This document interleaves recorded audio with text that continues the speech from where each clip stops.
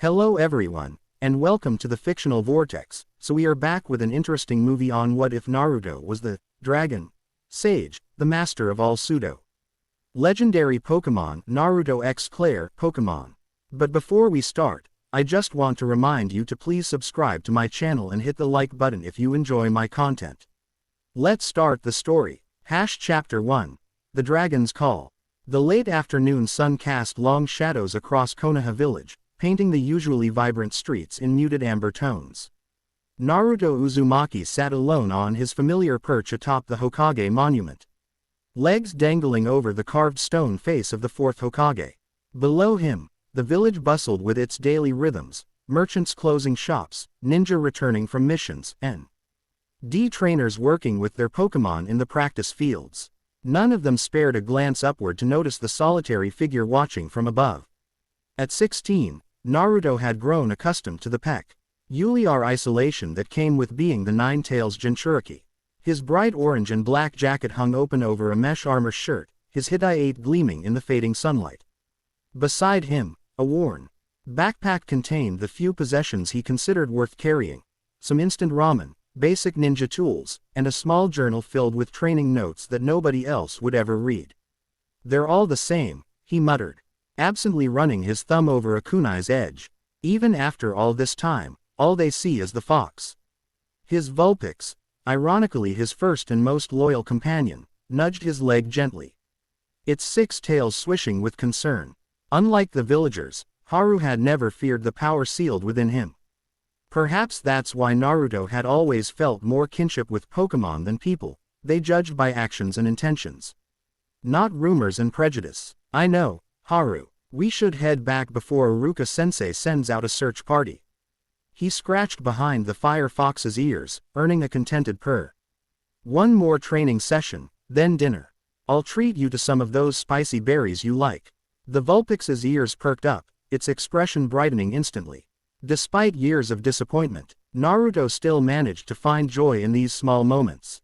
His dream of becoming Hokage remained distant, but each day brought small improvements in his ninjutsu and Pokémon battling skills, progress that he tracked meticulously, if only to prove to himself that he wasn't standing still. Naruto leapt from the monument in a practiced motion, channeling chakra to his feet as he slid down the steep rock face. The village grew larger in his vision, houses and streets expanding from miniatures to full size as he descended. He caught glimpses of everyday life through windows: families gathering for dinner, trainers grooming their Pokémon, shopkeepers counting the day's earnings. Snapshots of normality that always seemed just beyond his reach. He landed in a crouch at the base of the monument, Haru leaping gracefully beside him. Rather than taking the main streets, where cold stares and whispered comments would inevitably follow, Naruto chose the familiar path through the forest that bordered the village's western edge. Here, among the ancient trees and hidden clearings, he had carved out training grounds of his own, away from judgmental eyes. "Let's try the new combination," he said to Haru as they reached their usual clearing. "Shadow clone jutsu with your fire spin. We need to get the timing perfect." The Vulpix yipped in agreement, taking position as Naruto formed the hand signs that had become second nature. In a burst of smoke, 4 identical clones appeared, each mirroring his determined expression. They spread out in a practiced formation while Haru moved to the center, its ruby-colored eyes gleaming with concentration. Now, the clones rushed forward as Haru unleashed a spiraling column of flame. Rather than avoiding the fire, each Naruto clone leapt directly into it, their kunai glowing red-hot as they emerged, trailing streams of fire like comets. It was a technique he developed after watching a contest in Hearthome City, beauty transformed into battle effectiveness. The flaming kunai struck their targets simultaneously, 4 training dummies erupting in coordinated explosions. Naruto grinned as the clones dispersed in puffs of smoke, leaving him standing alone with Haru amid the aftermath. "Not bad," came an unexpected voice from the tree line. "But your right side was exposed for 2.3 seconds. Any competent opponent would have capitalized on that opening." Naruto spun to face the speaker, kunai already in hand. Shikamaru Nara leaned against an oak tree, his stantler grazing peacefully beside him. The lazy genius looked thoroughly unimpressed. Yet there was a glimmer of something like respect in his half-lidded eyes. Watching people train without announcing yourself is creepy, Shikamaru, Naruto retorted, but there was no real heat in his words. Of the village's young ninja, Shikamaru was among the few who treated him normally, probably because he found discrimination too troublesome to bother with. Tsunade sent me to find you, Shikamaru said with a shrug. Something about a mission briefing you were supposed to attend an hour ago. Naruto's eyes widened. That was today. I thought. You thought wrong, Shikamaru interrupted. And now I've had to trek all the way out here instead of cloud watching. What a drag. Sorry about that. Naruto scratched the back of his head sheepishly. I'll head over now, Shikamaru nodded, turning to leave before pausing. By the way, that fire technique, it's unorthodox but effective. You might actually stand a chance against Sasuke in the upcoming tournament. Coming from Shikamaru, this qualified as effusive praise. Naruto felt a rare flash of pride warm his chest as he watched his fellow ninja disappear into the forest with his Stantler following languidly behind. Hear that, Haru? We might actually have a shot. The Vulpix pranced around his legs excitedly, its tails waving like victory banners. Let's not keep Granny Tsunade waiting any longer than we already have. The Hokage Tower stood at the center of Konoha, its red roof visible from almost anywhere in the village. As Naruto approached, he steeled himself for the inevitable. The Chunin Guar DS at the entrance narrowed their eyes as he passed, their Pokémon, a Growlithe and Herdier, watching him with considerably less prejudice than their trainers. Late again, Uzumaki, one muttered, making no effort to keep his voice down. Naruto kept walking, his face a carefully constructed mask of indifference. Years of such treatment had taught him which battles were worth fighting, and which were better left ignored. Haru, however, shot a warning glance at the Growlithe, its tails bristling slightly. The administrative section of the tower buzzed with activity even as evening approached. Ishin coordinators hunched over maps and reports, messengers darted between offices, and the occasional team of ninja waited for assignments. Naruto navigated the familiar corridors until he reached the Hokage's office, pausing only briefly before knocking. Enter, came Tsunade's commanding voice. Naruto pushed open the door, expecting the usual lecture about punctuality. Instead, he found the fifth Hokage engaged in conversation with Kakashi Hatake and an unfamiliar figure, a woman whose presence immediately commanded attention. She stood with perfect posture, dressed in a form-fitting outfit of deep blue that complemented her striking cyan hair. A cape draped over her shoulders rustled slightly as she turned to assess the newcomer, her piercing gaze making Naruto feel suddenly self-conscious. You're late, Tsunade said flatly, though her usual anger seemed tempered by something else, perhaps concern. We were discussing whether to proceed without you. Sorry, Granny, Naruto replied automatically, using the nickname that invariably irritated the ageless-looking Hokage. I was training and lost track of time. The blue-haired woman raised an eyebrow, clearly unimpressed by both his excuse and his casual address of one of the legendary Sannin. There was something regal in her bearing that reminded Naruto of the Hyuga clan, though her features held none of their characteristic paleness. This is Clair, Tsunade said, gesturing to the stranger. Gym leader of Blackthorn City and heir to the Dragon clan of Johto. She's here on a matter that may concern you specifically, which is why your absence was particularly inconvenient. Gym leader. The title explained the woman's confident aura. Gym leaders held status equivalent to Jonin in the ninja villages, though their authority stemmed from Pokemon mastery rather than ninjutsu. What puzzled Naruto was why a foreign gym leader would have business with him specifically. Nice to meet you, he offered, extending a hand. I'm Naruto Uzumaki, future Hokage of Konoha Village. Clair regarded his hand for a moment before accepting it with a firm grip that challenged his own. Bold declaration. In my experience, though, say who speak loudest of future titles often lack the strength to claim them. The dismissal stung, but Naruto had weathered far worse. He simply grinned, releasing her hand. Then I'll just have to show you otherwise, won't I? Something flickered across her face. Surprise, perhaps, at his unfazed response, before she turned back to Tsunade. As I was saying, the Dratini disappeared 3 days ago after showing unusual behavior. Our trackers followed its signature as far as the border between Johto and Fire Country before losing the trail. If it's crossed into your territory, we need to locate it quickly. What makes this Dratini so important? Kakashi asked, speaking for the first time since Naruto's arrival. Dragon Pokémon are rare, certainly, but this seems like an unusual amount of concern for a single specimen. Claire's expression tightened. This particular Dratini is descended from the guardian lineage of the Dragon's Den. It possesses unique abilities and genetic markers not found in ordinary specimens. More importantly, it's been exhibiting unusual behavior that our elders find significant. Significant how? Tsunade pressed. Clair hesitated, her eyes briefly flicking toward Naruto before addressing the Hokage again. The elders believe it may be responding to the awakening of Dragon Sage chakra. According to our records, such occurrences are exceedingly rare, and often precede major historical shifts. Dragon Sage, Naruto interrupted, unable to contain his curiosity. Like the Toad Sage or Slug Sage techniques. Similar in concept, vastly different in application, Clair replied coolly. The Dragon Sage tradition predates the founding of the ninja villages. It represents a convergence of human chakra with the primordial energy of dragon Pokémon.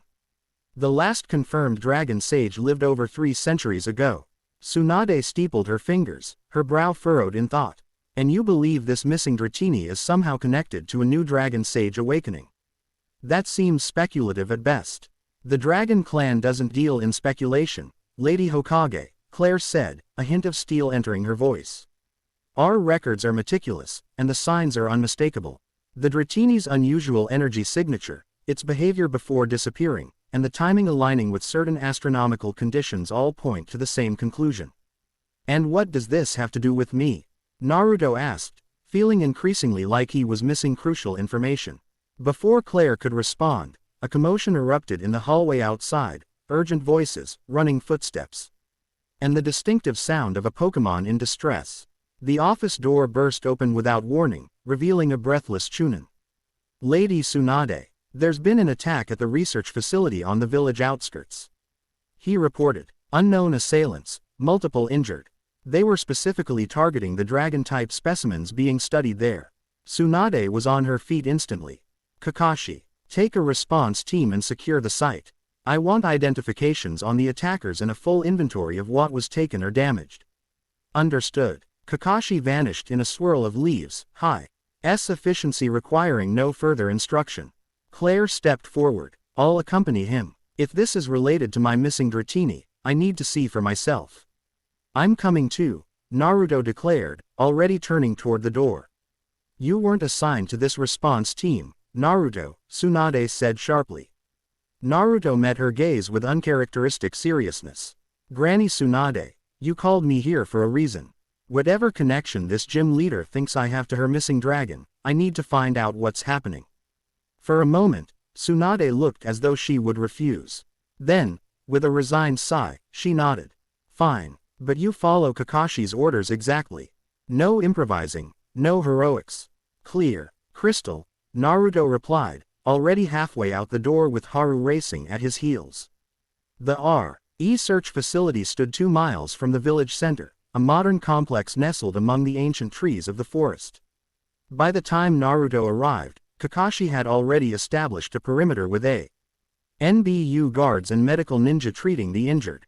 Smoke rose from the eastern wing of the building, where something had clearly exploded. Clair arrived moments after Naruto, having taken a different route.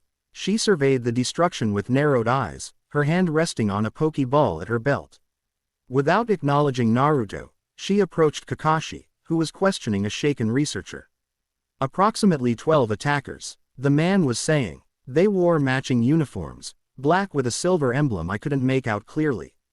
Their leader had a Hydreigon that seemed unusually powerful, beyond what you'd expect even for a fully evolved dragon. Team Eclipse, Clair interjected, her expression darkening. They've been raiding dragon habitats and research facilities across multiple regions. Until now, they've avoided Fire Country. What do they want? Kakashi asked. Power. Ultimately, Clair replied grimly. Dragon Pokémon possess energy that, if harnessed incorrectly, could be catastrophic. My clan has tracked Eclipse's activities for months, but they're well organized and elusive. Naruto circled the perimeter, Haru trotting beside him. Something felt off. A subtle disturbance in the air that made his skin prickle. The nine tails chakra within him stirred restlessly, responding to some unseen stimulus. "Do you feel that?" he murmured to Haru. The Vulpix's ears twitched, its posture tensing as it scanned the surroundings. Trusting his instincts, Naruto slipped away from the main group, following the strange sensation deeper into the woods beyond the facility. The feeling grew stronger with each step, resonating with something inside him that he couldn't identify. It wasn't the nine tails' malevolent energy. This felt different, ancient and somehow familiar, like a half-forgotten dream. The forest thickened around him, the canopy overhead blocking the fading daylight. Haru stuck close, its fur occasionally brushing against Naruto's legs as they navigated the underbrush. After several minutes of walking, they reached a small clearing centered around a moss-covered boulder. The strange energy pulsed strongly here, emanating from behind the rock. "Hello," Naruto called softly, approaching the boulder with caution. "Is someone there?" A faint whimper answered him, not human, but the distinctive sound of a Pokémon in pain. Naruto circled the rock to find a small, serpentine creature curled into a tight ball, its blue scales dull and its breathing labored. Even with his limited knowledge of rare Pokémon, Naruto recognized it immediately from Clair's description, a Dratini. Though clearly injured, "Hey there," he whispered, crouching slowly to avoid startling the dragon. "You're a long way from home, aren't you?" The Dratini raised its head weakly, regarding Naruto with eyes that seemed to hold ancient wisdom despite its juvenile form.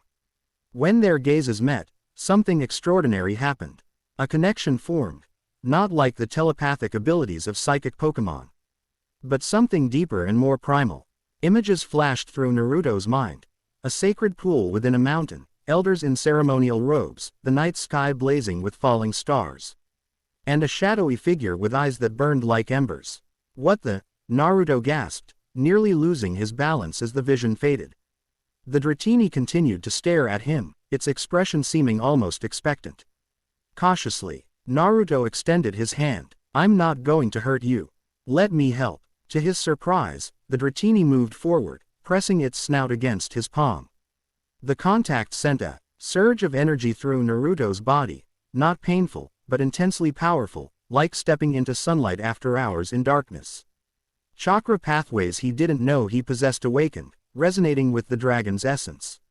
"This is incredible," Naruto breathed. He could sense the Dratini's condition now: exhaustion, minor injuries, and a profound sense of purpose that had driven it across continents to find him. "You came looking for me," he realized aloud. "But why? What am I to you?" The Dratini's response came not in words but in feelings and impressions: recognition, certainty, destiny. Before Naruto could process these sensations further, a twig snapped behind him. "Step away from the Dratini," Clair commanded, her voice cold as ice. She stood at the clearing's edge, a dragonair poised beside her, ready to attack. "That Pokémon belongs to the Blackthorn Dragon clan." Naruto remained crouched beside the injured dragon. "It's hurt, and I think it came here specifically to find me." "That's absurd," Clair scoffed, though uncertainty flickered in her eyes. "That Dratini is the sacred guardian offspring. It wouldn't abandon its duties to seek out some random ninja from another region." "I'm not random," Naruto replied, surprised by the conviction in his own voice. "And neither is this Dratini's appearance here. You said yourself that the Dragon Clan elders believed it was responding to Dragon Sage Chakra. What if they were right?"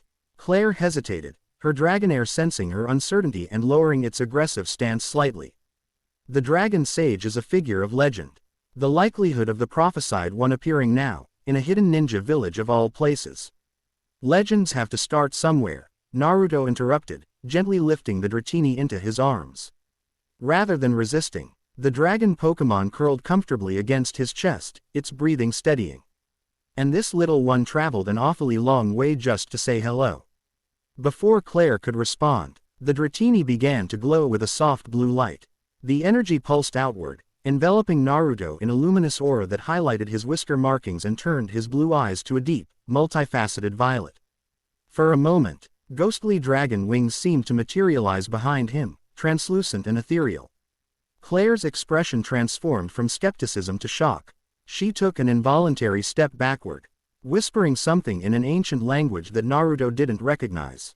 When the glow subsided, she approached slowly, her previous hostility replaced by cautious reverence. The resonance response, she said quietly. It's only documented in our oldest scrolls. A dragon Pokemon's energy synchronizing perfectly with a human's chakra network, creating a temporary manifestation of the sage form. She studied Naruto with new intensity. Who exactly are you, Naruto Uzumaki? I told you before, he replied, stroking the Dratini's head as it nestled against him. I'm the future Hokage of Konoha. And apparently, he added with a grin that held both confusion and excitement, I might also be this dragon sage you've been talking about. Clair opened her mouth to respond but was interrupted by Kakashi's arrival. The copy ninja took in the scene with his typical unflappable demeanor, though his visible eye widened slightly at the sight of the Dratini in Naruto's arms. I see you found our missing dragon. He observed mildly. Any particular reason it seems so attached to you? That's what we're trying to figure out, Naruto replied, exchanging a glance with Clair. The research facility is secure, Kakashi reported. The attackers withdrew when Anbu reinforcements arrived. They took several research samples and data drives, but we don't yet know exactly what information they were after.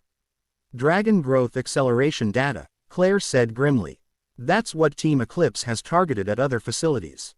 They're attempting to force evolve dragons, bypassing the Nadu Raw bond formation that tempers their power. To what end? Kakashi asked. Control, she replied simply. Dragon Pokémon are among the most powerful forces in nature. A controlled army of them, evolved without the balancing effect of proper training and bonding. It would shift the balance of power dramatically. While they spoke, Naruto focused on the Dratini in his arms. The connection between them remained. A subtle but persistent link that felt surprisingly natural. Through it, he sensed the dragon's needs, rest, healing, and security. But beneath those immediate concerns lay something deeper, purpose. The Dratini hadn't simply fled its home, it had journeyed to Konoha with deliberate intent. It needs medical attention, Naruto said, interrupting the discussion. And after that, I think we all need answers about what's really happening here. Clair nodded reluctantly. The Dragon Clan has a healing technique specifically for dragon types. I can perform it, but I'll need space and privacy. We can use my apartment, Naruto offered.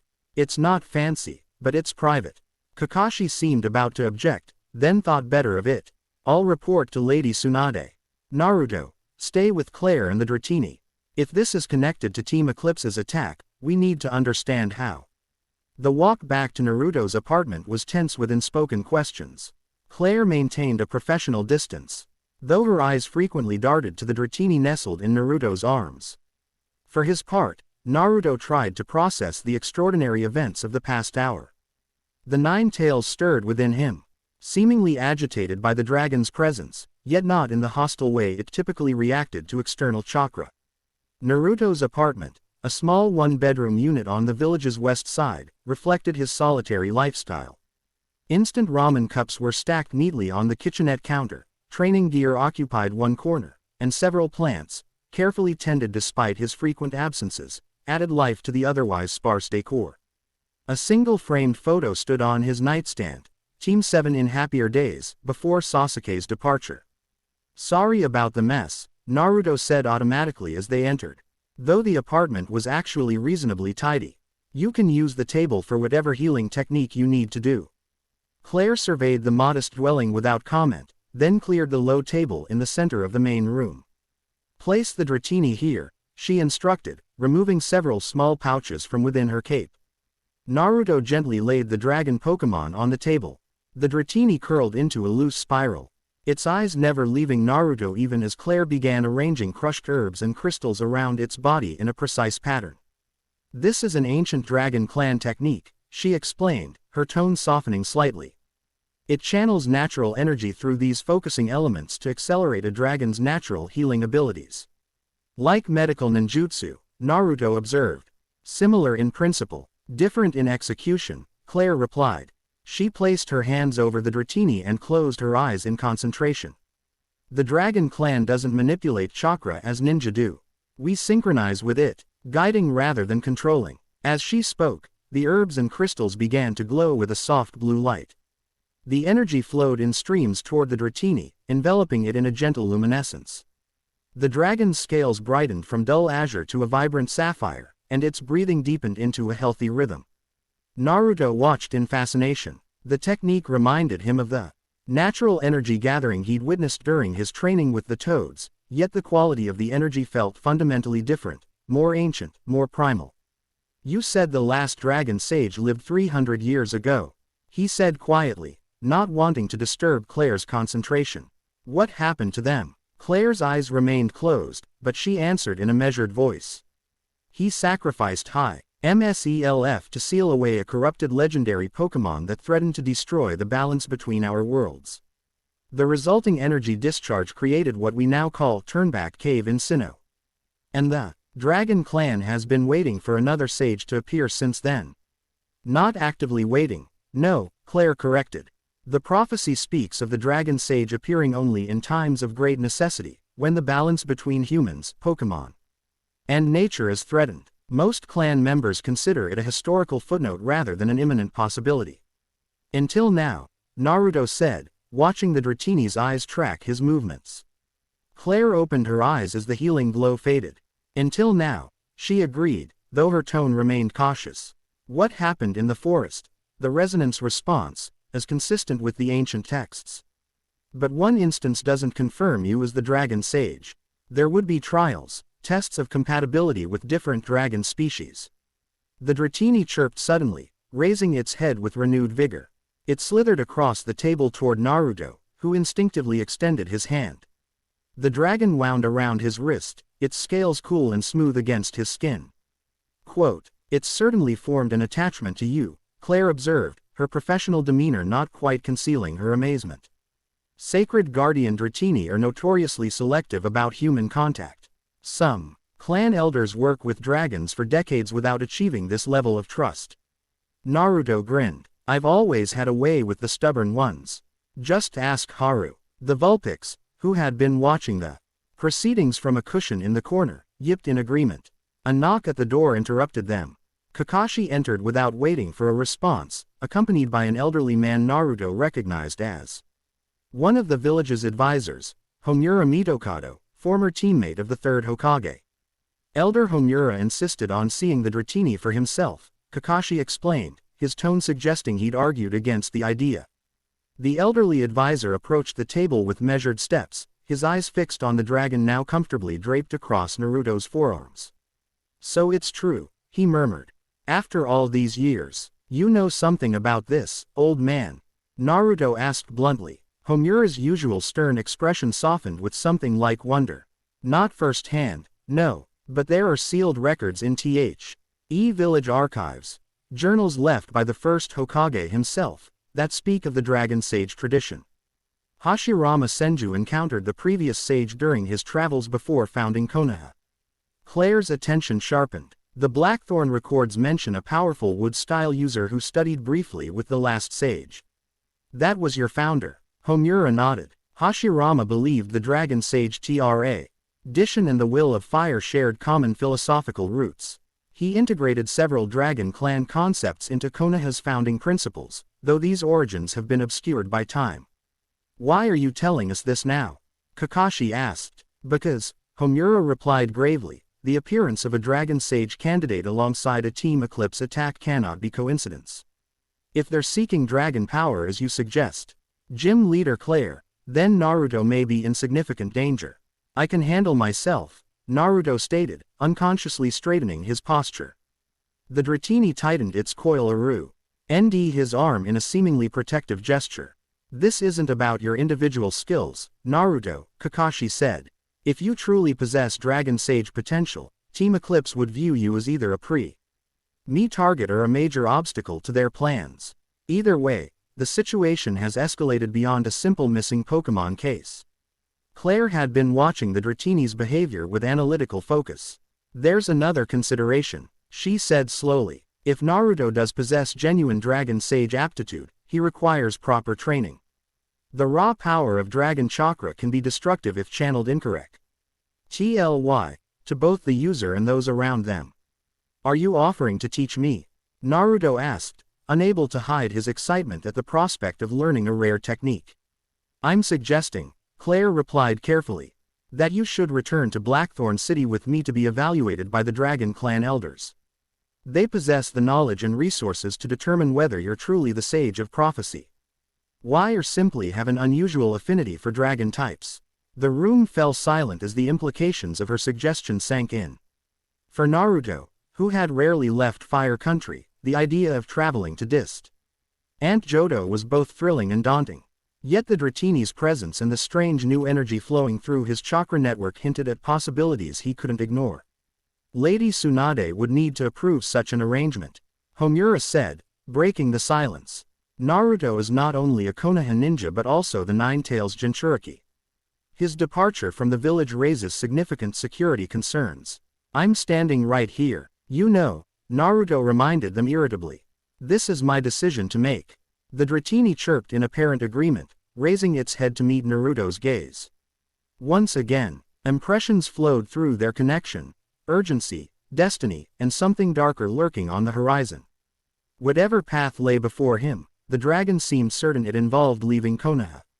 "I want to go," Naruto decided, addressing Clair directly. "If there's even a chance I'm this dragon sage, I need to understand what that means. And if Team Eclipse is hunting dragons, they need to be stopped before they hurt more Pokemon or people. This isn't a simple training journey, Naruto," Kakashi cautioned. "The Dragon Clan guards its secrets jealously. Few outsiders have ever been permitted to study their techniques." "The circumstances are exceptional," Clair countered. "If Naruto is indeed the prophesied sage, the clan is bound by ancient oaths to provide guidance. And if not," she shrugged, "we still gain valuable intelligence on why Team Eclipse has expanded their operations to Fire Country." Homura stroked his beard thoughtfully. "I will speak with Lady Tsunade. If the first Hokage saw value in the Dragon Sage tradition, perhaps it's time Konoha renewed that connection." He turned to leave, then paused in the doorway. "Naruto, if you do pursue this path, remember at you carry Konohas will of fire with you. Do not forsake one tradition while embracing another." After the elder departed, Kakashi sighed. "You've always had a talent for complicating simple missions, Naruto." "It's part of my charm," Naruto replied with a grin that didn't quite reach his eyes. The weight of the decision settled on him, leaving behind everything familiar to chase a legend that might or might not apply to him. Clair watched their interaction with the measured assessment of someone accustomed to evaluating both Pokemon and trainers. "The journey to Blackthorn isn't easy," she said. "We'd need to travel through Kanto and cross the sea to Johto. Team Eclipse may attempt to intercept us if they learn of your potential." "Good," Naruto said with unexpected conviction. "Let them try. I have questions for anyone who attacks research facilities and hurts Pokemon." The Dratini made a sound that could only be described as approving, nudging Naruto's hand affectionately. Haru approached cautiously, sniffing at the dragon with curious respect. To everyone's surprise, the Vulpix and Dratini touched noses in a gesture of acceptance. "Looks like my team is on board," Naruto observed. "When do we leave?" "Tomorrow at dawn," Clair replied without hesitation. "Pack lightly but prepare for variable conditions. The path to Blackthorn crosses mountains, forests, and caves. I'll inform Lady Tsunade of the plan," Kakashi said, heading for the door. "Naruto, be careful. Dragon or not, you're still my student." After Kakashi departed, an awkward silence fell between Naruto and Clair. Despite the momentous events connecting them, they remained strangers, a Konoha ninja and a Johto gym leader brought together by circumstances neither fully understood. "You should rest," Clair said finally, gathering her healing supplies. The resonance response typically taxes the chakra network, especially for first-time experiences. "I feel fine," Naruto insisted, though in truth, a bone-deep fatigue had begun creeping through his limbs. "Actually, I have about 1,000 questions if you don't mind." "Tomorrow," Clair promised, her expression softening fractionally. He journey to Blackthorn will provide ample time for explanations. For now, focus on recovery and preparation. After arranging to meet at Konoha's eastern gate at sunrise, Clair departed, leaving Naruto alone with his thoughts, Haru, and the Dratini that had turned his world upside down in the span of a few hours. The dragon showed no signs of wanting to leave, curling contentedly on Naruto's pie. Low as if it had found its rightful place. So, Naruto addressed the Dratini as he began packing essential supplies. You traveled all this way to find me, huh? I'm still not sure why, but I guess we'll figure it out together. The dragon Pokémon chirped softly, its intelligent eyes following Naruto's movements around the apartment. Through their strange connection, Naruto sensed contentment mixed with anticipation, as if the Dratini had completed one mission only to begin another. As night fell over Konoha, Naruto stood at his window, gazing at the Hokage monument illuminated by moonlight. His dream of joining those carved faces hadn't changed, but the path to achieving it had suddenly forked in an unexpected direction. The Dragon Sage prophecy, whatever it entailed, represented both opportunity and uncertainty. I'll be back, he promised the silent stone faces. Whatever I learn out there, I'll use it to protect this village. That's still my ninja way. The Dratini made a soft sound of agreement, and for a moment, Naruto could have sworn he saw the ghostly outline of dragon wings reflected in the window glass, extending from his own shoulders like a promise of power yet to be claimed. Dawn broke over Konoha in ribbons of gold and crimson. Naruto stood at the eastern gate, his packed rucksack slung over one shoulder. The Dratini had insisted on remaining outside a Pokeball, draping itself around his neck like a living scarf. Haru sat alertly at his feet, alongside the rest of his small Pokemon team, a battle-scarred Frogadier he'd rescued as a Froakie, and a recent TLY-hatched Bagon that seemed particularly excited about the journey ahead. Tsunade herself had come to see him off, her expression a complex mixture of concern and pride. The Dragon Clan is ancient and secretive, she told him. Don't expect them to welcome you with open arms, Dragon Sage potential or not. When have I ever taken the easy path? Naruto replied with his characteristic grin. That's what worries me, Tsunade sighed, then reached into her robe to withdraw a small wooden box. This was among the first Hokage's personal effects. According to the archives, it was a gift from the previous Dragon Sage. I believe it now belongs with you. Naruto accepted the box reverently. Inside lay a pendant, a tooth or claw of some kind, polished to a pearl-like sheen and strung on a leather cord. As his fingers touched it, the pendant glowed briefly with internal blue light. It recognized you, Tsunade observed with poorly concealed amazement. Perhaps there's something to this Dragon Sage business after all. Naruto slipped the pendant around his neck, where it rested alongside the crystal Tsunade had given him years earlier. I'll make you proud, Granny. Believe it, you already do, you insufferable brat, she replied, pulling him into a brief but fierce hug. Now go before I change my mind about letting my Jinchuriki wander off to foreign lands. Clair arrived precisely at sunrise. Accompanied by her Dragonair, she acknowledged Tsunade with respectful formality before turning to Naruto. Are you prepared? Born ready, Naruto confirmed, adjusting his headband. The symbol of Konoha gleamed in the morning light, a reminder of where he came from and what he fought to protect. As they passed through the gate and onto the forest path beyond, Naruto felt a curious blend of excitement and trepidation. Behind him lay everything familiar, the village that had shaped him, however painful that shaping had sometimes been. Ahead stretched a journey into legend, guided by a dragon that had crossed continents to find him. The Dratini stirred against his neck, sending a pulse of reassurance through their connection. Whatever awaited them in Blackthorn City, they would face it together. And perhaps, in understanding the Dragon Sage legacy, Naruto would finally discover the true extent of his own potential, not just as a ninja or a Jinchuriki, but as something history had yet to fully define. With each step away from Konoha, the pendant at his chest grew subtly warmer, as if awakening from a long dormancy. And somewhere in the distance, beyond the horizon's edge, dragons stirred in ancient sanctuaries, sensing the emergence of a power long prophesied but only now beginning to unfold. The Dragon Sage's journey had begun. Chapter 1 End Chapter 2, Trials of Blackthorn. Frost clung to jagged stones like crystal and moss. Breath emerged as spectral clouds in the thin mountain air. Blackthorn City, ancient stronghold of dragon masters, lay nestled in the MB race of razor-edged peaks that clawed at the heavens. Unlike Konoha's verdant abundance, this place spoke of severity, of endurance, of power earned through generations of trial. Naruto stood at the mountain pass overlook. his orange and black jacket insufficient against the chill. The journey had taken 17 days, crossing Fire Country's borders, navigating Kanto's sprawling routes, then sailing across tempestuous waters to reach Johto's northernmost extremity. Exhaustion weighed on his shoulders like stones, yet excitement sparked through his veins. "So this is it?" he asked, voice carried away by wind that tasted of snow and secrets. Clair didn't answer immediately. Her cyan hair whipped against sharp cheekbones as she gazed down at her ancestral home. During their journey, her rigid formality had softened only marginally, enough to share practical knowledge of dragon types, never enough to reveal personal warmth. "Blackthorn has stood for 15 centuries, she finally said. The dragon's den at its heart for longer still. Our clan was entrusted with dragon wisdom before the first ninja village was even conceived."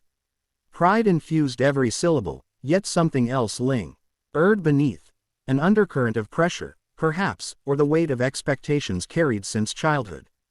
The Dratini, whom Naruto had named Ryujin after an ancient legend, stirred beneath his jacket. Here it had taken shelter from the bitter wind.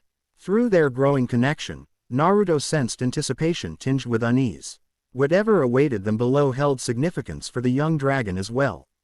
"Your clan might be ancient," Naruto replied, adjusting his pack, "but I'm pretty sure ramen shops are more important historical landmarks." A flicker of irritation crossed Claire's face before she caught the mischievous glint in his eye. "Your irreverence won't endear you to the elders. Good thing I'm not here to win popularity contests, then." Naruto grinned, scratching Ryujin's head as it peeked out from his collar. "I'm here to understand whatever's happening with this dragon sage business. Then prepare yourself." Clair nodded toward the steep path descending into the valley.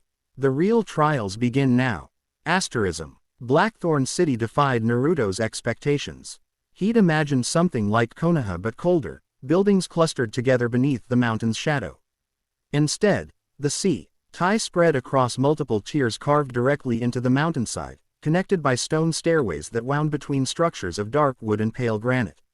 Channels of steaming water flowed alongside walkways, providing both heat and a constant, soothing murmur. Citizens moved with purposeful dignity, many accompanied by dragon types rarely seen in Fire Country. As Naruto followed Clair through the central thoroughfare, he felt the weight of curious stares. His bright orange attire stood in stark contrast to the subdued blues and grays preferred by locals. Ryujin, too, attracted attention. Sacred Guardian Dratini were apparently not commonly seen draped around foreign ninjas' shoulders. "Your clan lives in the entire city?" Naruto asked, taking in the scope of the settlement. "The clan forms the city's core. But Blackthorn welcomes those who respect our traditions." Clair acknowledged greetings from passers-by with regal nods. "Scholars, trainers seeking knowledge, merchants, all contribute to our community while honoring our ways." They ascended a particularly steep stairway carved directly into the mountain face. At its summit stood a building different from all others, a temple-like structure with sweeping eaves and massive wooden doors emblazoned with dragon motifs. 2 sentinels flanked the entrance, each accompanied by a Haxorus whose scales gleamed like burnished gold in the late afternoon light. "The Hall of Elders," Clair announced, "where clan matters are decided and traditions preserved." Naruto squared his shoulders. Throughout their journey, he'd come to understand the magnitude of what awaited him in Blackthorn. The Dragon Clan didn't merely train powerful Pokémon, they maintained a philosophical and spiritual tradition predating modern society. If He recognized him as having dragon sage potential, it would mean more than simply learning new techniques. "Remember," Clair said quietly as they approached the sentinels, "speak only when addressed. The elders value restraint and thoughtful silence." "So basically the opposite of everything I normally do," Naruto muttered, earning the briefest flicker of what might have been amusement from his stern guide. The sentinels crossed their staffs as the pair approached. "Gym Leader Clair returns," announced the left guard formally, accompanied by the outsiders she sent word of. "We seek audience with the Council of Elders." Clair replied with equal formality. The guards exchanged glances, their expressions revealing nothing. After a moment, they withdrew their staffs and pushed open the massive doors.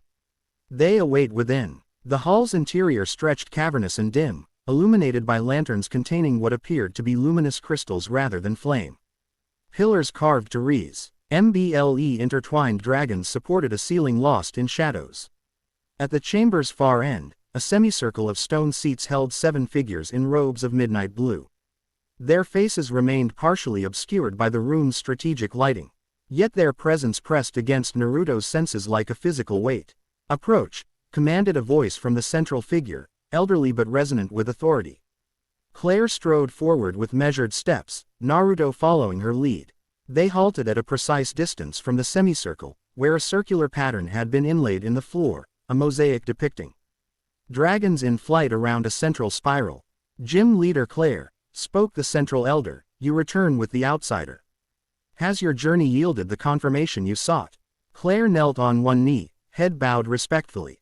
"Honorable grandfather, esteemed elders, I present Naruto Uzumaki of Konoha village. The sacred guardian Dratini established resonance connection with him, as our records describe. I witnessed the manifestation myself." Murmurs rippled through the council. The central elder, Clair's grandfather, apparently, leaned forward, his aged face catching the crystal light. Deep-set eyes studied Naruto with unnerving intensity. "Step forward, Naruto Uzumaki," he commanded. Naruto moved to stand at the mosaic's center, Ryujin stirring nervously around his shoulders. The elders' scrutiny felt like physical pressure, 7 pairs of eyes that had evaluated countless trainers and found most wanting. "I am Elder Ryujin," the central figure introduced himself. "Leader of the Drag, On clan and keeper of its most sacred traditions. You stand in a hall where few outsiders have ever been permitted." "I appreciate the invitation," Naruto replied, then added with reflexive honesty. "Though I'm still not entirely sure why I'm here." A low chuckle emerged from one of the female elders. "Direct, isn't he? Like mountain wind." Elder Ryujin's expression remained stern. "You are here, Naruto Uzumaki, because circumstances demand investigation. Our sacred guardian Dratini abandoned its post, something unprecedented in our records, and journeyed to foreign lands to seek you out." The resonance response it triggered speaks to potential most unexpected. "The dragon sage stuff, right?" Naruto said, earning a sharp glance from Clair. "Look, I'm grateful for the welcome, but I need straight answers. What exactly is a dragon sage, why might I be one, and what does it mean?" Silence fell, heavy as stone. For a moment, Naruto feared he'd overstepped, confirming Clair's warnings about his irreverence. Then Elder Ryujin raised a gnarled hand, and hidden mechanisms activated within the floor. The mosaic beneath Naruto's feet began to glow with soft blue light, similar to what had manifested during his first contact with Ryujin. "Perhaps," the elder said, "it would be more efficient to show you." The light intensified, spreading upward to envelop Naruto in a column of luminescence. Within it, images formed. Not illusions, but something more substantial, as if memories had been given tangible form. A figure appeared, human but radiating power beyond ordinary comprehension. Dragons of all species surrounded this person, not as servants but as equals. As the vision clarified, Naruto saw the figure channel energy that was neither pure chakra nor typical Pokémon power, but a harmonious fusion of both. With this energy, the figure healed devastated landscapes, calmed rampaging legendary Pokémon, and mediated between warring human factions. "The first dragon sage, Eld. R. Ryujin's voice explained as the images shifted, emerged when humanity's relationship with Pokémon was still being defined. Neither master nor servant to Dragonkin, the sage instead embodied Partna. Our ship in its truest form, separate species united by shared purpose." The vision changed, showing different individuals across various time periods, each surrounded by dragons, each wielding the same harmonized energy. Their faces and clothing changed, but their role remained consistent: mediators between worlds, protectors of balance. "Throughout history," continued the elder, "the dragon sage Ha.S appeared when balance falters, when humans are Pokémon or nature itself threatens the delicate harmony sustaining our world. The sage is neither weapon nor ruler, but catalyst, one who restores what has been broken." The images faded, leaving Naruto blinking in the suddenly dimmer chamber. The elders watched him intently, measuring his reaction. "And you think I'm supposed to be the next one?" Naruto asked, struggling to process the implications. Because one Dratini decided I was interesting. Not merely. One Dratini, corrected a different elder, her voice crisp with annoyance. The Saker, Ed Guardian lineage possesses insight beyond ordinary dragon types. For millennia, they have identified potential sages with unerring accuracy. Furthermore, added Elder Ryujin, our seers have not. Ed disturbances in dragon sanctuaries worldwide. Ancient Pokémon stir restlessly in their slumber. The balance shifts, his penetrating gaze fixed on Naruto. Whether you are truly the prophesied sage remains to be determined. But the possibility must be investigated thoroughly. Naruto absorbed this, stroking Ryujin's head absently as he considered. The dragon purred, reinforcing their connection with a pulse of warm energy. So what happens now? He asked. Now, Clair spoke for the first time since their introduction. You face the trials of ascension, tests to determine your compatibility. Why with dragon energy and your capacity to channel it constructively. These trials, Elder Ryujin explained, will challenge body, mind, and spirit. They are not merely tests of strength or skill, but of character and understanding. Many have attempted them throughout our history. Few have completed even the first stage. Good thing I specialize in beating impossible odds, Naruto replied with a confident grin that masked his inner uncertainty. The visions had shown dragon sages as figures of tremendous wisdom and power, qualities he wasn't sure he possessed in sufficient measure. The feign, test smile touched Elder Ryujin's weathered face. Confidence is valuable, young ninja. But the trials care nothing for bravado. He raised his hand, and the chamber's crystals dimmed further. You will rest tonight. Tomorrow at dawn, you begin your first trial. As Naruto and Clair were dismissed, one final comment followed them to the massive doors. Prepare yourself, Naruto Uzumaki. What await? Will challenge everything you believe about yourself. Asterism. That went better than I expected, Clair remarked as she led Naruto through moonlit streets toward a modest building near the city's edge. The elders rarely reveal the sage visions to uninitiated candidates. Naruto walked beside her, hands thrust deep in his pockets against the evening chill. Ryujin had retreated inside his jacket again, a warm presence against his chest. Is that what I am now? A candidate? That remains to be seen.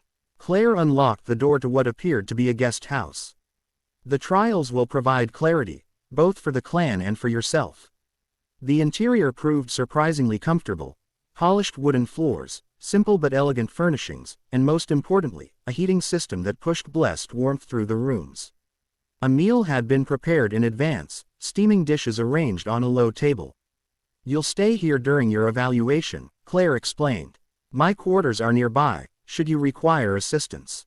She moved toward the door, then hesitated. The first trial typically begins with combat assessment. I would advise you to rest well. After she departed, Naruto explored the guest house, finding everything he needed for a comfortable stay.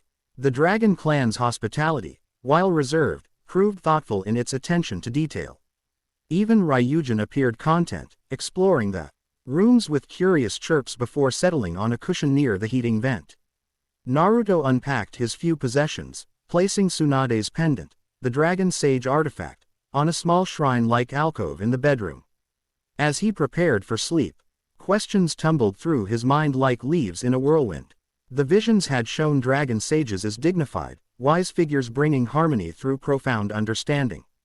He, meanwhile, was a hyperactive ninja who still occasionally forgot to separate colors when doing laundry. What do you think, Ryujin? He asked the Dratini, who watched him with those ancient-seeming eyes. Am I really sage material? The dragon offered no verbal response, but through their connection, Naruto sensed absolute certainty, an unshakable conviction that transcended the young Pokemon's limited experience. At least one of us is confident, Naruto murmured as he extinguished the lights. Outside his window, Blackthorn City settled into nighttime stillness, while distant within the mountain. The sacred dragon's den pulsed with energy older than human civilization. Tomorrow, whatever that energy wanted from him would begin to be revealed. Asterism. Dawn arrived with ceremonial drumbeats echoing through the valley. Naruto woke instantly, ninja reflexes bringing him to full alertness. The previous evening's doubts had retreated during sleep, replaced by his natural determination. Whatever tests awaited, he would face them head-on, his only approach to any challenge. A formal outfit had been delivered while he slept, training clothes in the Dragon Clan style, midnight. Tea blue with subtle silver embroidery depicting scales along the shoulders and collar. Naruto examined them appreciatively before setting them aside. Instead, he donned his standard orange and black attire, adjusting his Konoha headband with deliberate care. No offense to your clan, he told Ryujin, who watched him dress, but if I'm going to face these trials, I'm doing it as myself. The Dratini chirped approvingly, slithering up to drape around his shoulders in what had become their customary arrangement. Outside, the drumbeats intensified, then ceased abruptly as Naruto opened his door to find Clair waiting. Her attire had changed from the previous day, more ceremonial, with a cape of deeper blue and silver clasps shaped like dragon claws. Her expression revealed nothing of her thogue. HTS as she noted his choice to wear his ninja clothing. The first trial awaits, she said simply, turning to lead him through streets now lined with silent observers. Citizens of Blackthorn had emerged to witness the proceedings, their faces showing mixtures of curiosity, skepticism, and in some cases, what appeared to be hope. Their destination proved to be a stone amphitheater carved into the mountainside above the city. Tiered seating surrounded a circular arena whose floor featured intricate patterns similar to those in the council hall. The elders occupied a raised section, their ceremonial robes catching early sunlight like scales. As Naruto entered the arena, a hush fell over the gathered spectators. Elder Ryujin rose, his voice carrying clearly across the space. The first trial begins, the challenge of affinity. Let the candidate demonstrate his connection to Dragonkind. Clair stepped forward into the arena's center, Pokeballs gleaming at her belt. I will serve as the challenger, she announced formally. Naruto Uzumaki, show us the nature of your bond with dragons. Naruto grinned, feeling his competitive spirit rise. A battle, huh, now you're speaking my language. Not merely a battle, Clair corrected, a demonstration of understanding. Dragon types respond to strength, yes, but also to respect, strategy, and the intangible resonance we seek to measure. She expanded a Pokeball with practiced grace. This challenge has 3 phases. We begin with single combat, your Dratini against my chosen partner. With a flash of light, her selection materialize. A powerful Gabite whose scales gleamed like sapphires in the morning sun. The land shark Pokémon stomped 1 foot, sending a small tremor through the arena floor. Naruto glanced at Ryujin, who had already slithered down his arm, taking position on the field with surprising eagerness. Are you sure? He asked through their connection. That Gabite looks pretty experienced. Confidence flowed CK to him. Not arrogance but serene certainty. Ryujin had chosen Naruto for reasons still not fully clear, now it would demonstrate why it deserved to be the sacred guardian. Challenger makes the first move, Clair announced, crossing her arms in her signature stance. Naruto took a moment to assess the situation. Despite spending over 2 weeks traveling with Ryujin, they had engaged in relatively few actual battles. He knew the Dratini possessed unusual power for its evolutionary stage, but its specific movesets remained somewhat mysterious. Ryujin, let's start with Dragon Pulse, he called. The Dratini reared back, azure energy gathering at its mouth before launching forward in a concentrated beam. The attack moved with unexpected speed, but Clair's Gabite sidestepped with practiced efficiency.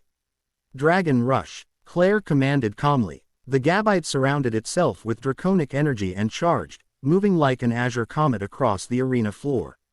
The attack connected before Naruto could call a counter, sending Ryujin tumbling backward. Gasps rose from the audience as the sacred guardian Dratini took the direct hit. Naruto felt a flash of concern, quickly replaced by surprise. As he sensed not pain but calculation through their bond. Ryujin had deliberately taken the hit to gauge the opponent's power. Interesting approach, Clair noted. Most trainers would prioritize evasion. We're not most trainers, Naruto replied. Through his connection with Ryujin, he suddenly understood their best strategy, not fighting against the Gabite's superior power, but redirecting it. Ryujin, use Twister to control the battlefield. The Dratini spun rapidly, generating a vortex of draconic wind that spread across the arena floor. The localized whirlwind wasn't aimed directly at Gabite but instead manipulated the space between them, creating zones of intense pressure and relative calm. Clair's eyes narrowed, recognizing an unorthodox approach. Gabite, Sandstorm counter. The land shark Pokémon slammed its claws into the ground, sending a wave of sand and stone into the whirlwind. The two weather effects collided, creating a spectacular mixture of draconic energy and earth power that obscured much of the battlefield. Within this chaos, Naruto and Ryujin found their advantage. Their unusual bond allowed communication that transcended the need for verbal commands, a flow of intent and response that bypassed conventional battle methods. Now, Naruto called, though the specific attack remained unnamed. Ryujin darted through the swirling debris, its body glowing with internal energy. Rather than attacking with a standard move, it executed a combination that seemed improvised yet perfectly controlled, wrapping around Gabite's arm before delivering a point-blank Dragon Pulse that used the opponent's own Dragon Rush energy to amplify its effect. The resulting explosion cleared the battlefield in an instant. When visibility returned, Gabite stood wobbling but conscious, while Ryujin had already returned to Naruto's side, seemingly energized rather than exhausted by the exchange. Clair recalled her Pokémon with a gesture that conveyed respect. Phase 1 complete, she announced. The candidate demonstrates unconventional bond mechanics consistent with preliminary Sage indicators. Murmurs spread through the audience. Elder Ryujin leaned forward slightly, the smallest gesture, yet significant from one so controlled. Phase 2, Clair continued, examines breadth of draconic affinity. 2 clan members entered the arena, each carrying containers covered with silk cloths. When unveiled, they revealed what appeared to be large eggs, one a mottled orange-red, the other blue with angular patterns. Dragon eggs nearing hatching stage, Clair explained. Their parents represent different philosophical lineages within dragon taxonomy, Charizard and Gyarados specifically. Naruto knew enough about Pokémon classification to recognize the challenge's subtlety. Neither species was technically categorized as dragon type, though both possessed draconic qualities and could manifest dragon-type energy. The distinction represented ongoing debates among Pokémon taxonomists about the fundamental nature of Dragonus. Approach the eggs, Clair instructed. If your affinity is genuine, they will respond to your presence. Naruto stepped forward cautiously. As a Jinchuriki, he'd experienced how his chakra sometimes affected certain Pokémon unpredictably, particularly those sensitive to natural energy. These unhatched dragons represented unknown variables. He knelt between the containers, extending his hands toward the eggs without touching them. For several seconds, nothing happened. The audience's murmurs grew, skepticism evident in their tone. Then, faintly at first but with increasing strength, Naruto felt the Nine-Tails chakra stir within him, not in its usual threatening way, but almost curiously. The sensation reminded him of their journey through Mount Moon, when the fox had briefly emerged from its habitual silence to observe a colony of Clefairy conducting their mysterious lunar ritual. "What are you doing, Naruto I spurred internally to his unwilling tenant. No direct answer came, but the fox's chakra continued to shift, separating into its yin and yang components with unusual precision. Before Naruto could question further, both eggs began to glow, the Charizard egg resonating with the yang positive chakra, while the Gyarados egg synchronized with the yin negative aspect. The glow intensified until both eggs levitated slightly above their containers, rotating slowly while emitting harmonious tones that filled the amphitheater. Cracks appeared simultaneously across both shells, light spilling from within. "Impossible," someone whispered from the elders section. Simultaneous induced hatching across divergent lineages. With a final pulse of light, both eggs hatched in perfect synchronicity. A Charmander and a Magikarp emerged. But unlike typical specimens of their species, the Charmander's scales gleamed with metallic highlights, its tail flame burning blue-white rather than orange. The Magikarp, meanwhile, displayed unusual patterning, whirlpool markings along its scales that seemed to move like actual water. Both hatchlings oriented immediately toward Naruto, making sounds of recognition despite having just emerged into the world. Phase 2. Clair's voice held a note of genuine amazement, demonstrates exceptional affinity across multiple draconic lineages. Elder Ryujin stood, addressing the stunned audience. The eggs were specifically selected for their resistance to external influence. In 3 centuries of similar tests, none has produced simultaneous hatching. Naruto barely heard these assessments. His attention remained fixed on the newly hatched Pokémon, who regarded him with complete trust. He sensed their distinct personalities immediately, the Charmander bold and curious, the Magikarp reserved but determined. Without conscious thought, he extended his hands, and both creatures moved to accept his touch simultaneously. "They've imprinted on you," Clair observed. "By clan law, they are now yours to raise." Before Naruto could process this unexpected development, Elder Ryujin raised his staff. "We proceed immediately to the 3rd phase. The candidate has exceeded preliminary thresholds." Clair nodded, recalling both hatchlings to Pokeballs which she then presented to Naruto. "The final phase requires access to the Dragon's Den," she explained as he accepted them with reverence. Few outsiders have ever been permitted within its innermost chambers. The atmosphere shifted as this announcement rippled through the spectators. The Dragon's Den represented the clan's most sacred site, their spiritual center and the repository of their oldest secrets. For a foreigner to enter its depths on his first day of trials was unprecedented. "Follow," Clair commanded, leading Naruto from the amphitheater toward a path that descended sharply into the mountain's shadow. Behind them, the gathered citizens of Blackthorn dispersed in excited conversation, while the elders followed at a ceremonial distance. The path wound downward through increasingly ancient stonework, eventually opening into a cavern whose entrance was marked by pillars carved with dragons frozen in eternal vigilance. Beyond the threshold stretched a subterranean lake of impossible clarity, its surface mirror smooth despite subtle currents visible in its depths.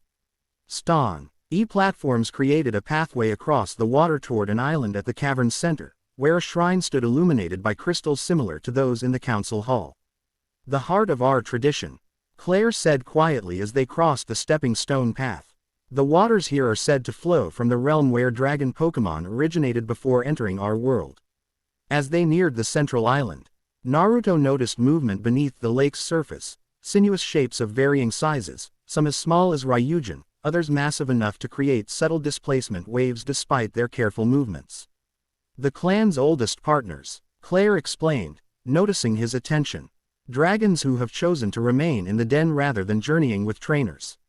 Some have lived for centuries, lacking wisdom beyond human comprehension."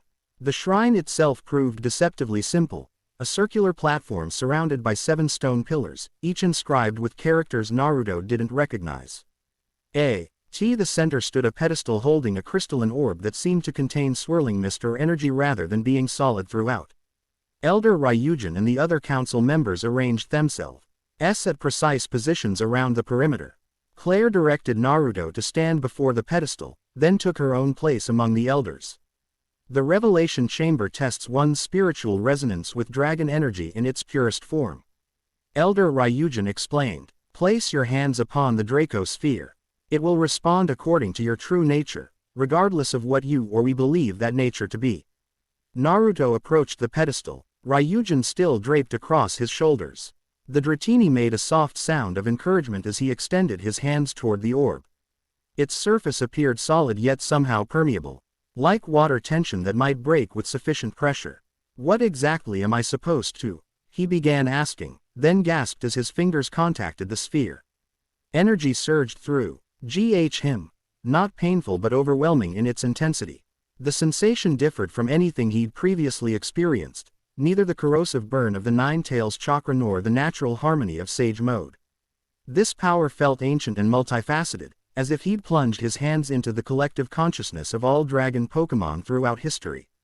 Images cascaded through his mind, prehistoric skies filled with dragons of species long extinct, battles between titans that shaped continents, moments of profound connection between dragons and the rare humans they deemed worthy of partnership. Through it all ran a consistent thread, a distinct energy signature that resonated with something deep within his own chakra network. Then, abruptly, resistance.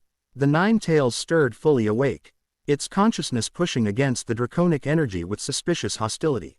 For a moment, the two forces opposed each other within Naruto's body, fox and dragon, chaos and order, destruction and creation. Two primordial energies conflict, Elder Ryujin observed, his voice sounding distant through Naruto's altered perception. The candidate harbors sealed power not mentioned in Konoha's communications. Through gritted teeth, Naruto fought to stabilize the clashing energies. Yeah, sorry about that. Small detail. Angry fox demon sealed inside me. Didn't think it was first conversation material. To everyone's surprise, Naruto didn't remove his hands from the sphere. Instead, he closed his eyes in concentration, instinctively searching for balance between the opposing forces. Years of containing the nine tails had taught him techniques for chakra harmonization that now proved unexpectedly applicable. Interesting approach, murmured one of the female elders. Rather than rejecting either energy, he seeks integration. Within his internal landscape, Naruto confronted the nine tails directly. The massive fox glared at him from behind the seal's bars, its crimson eyes narrowed in suspicion. This draconic power threatens our arrangement, the fox growled, tails lashing agitatedly. It seeks to impose order on chaos, to bind what should remain free. Or maybe, Naruto countered, it's offering a different kind of strength, one that could benefit us both if you weren't so stubborn. The fox snarled, but Naruto stood his ground, drawing on their shared history. You've been watching since Ryujin found us. I've felt your interest. These dragons possess something even you recognize as valuable.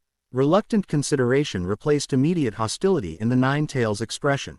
The dragons existed before even the Sage of Six Paths, it acknowledged grudgingly. Their energy pattern predates the division of chakra itself. Then help me understand it, Naruto pressed. Instead of fighting it, I'm not asking you to submit to anything, just to observe and adapt, like we both have before. A long moment of tension stretched between them. Then, with a sound between a sigh and a growl, the nine tails relaxed its oppositional stance. Proceed with your experiment, Kit. But if this dragon power attempts to suppress my essence, our temporary truce ends immediately. In the physical world, the change manifested dramatically.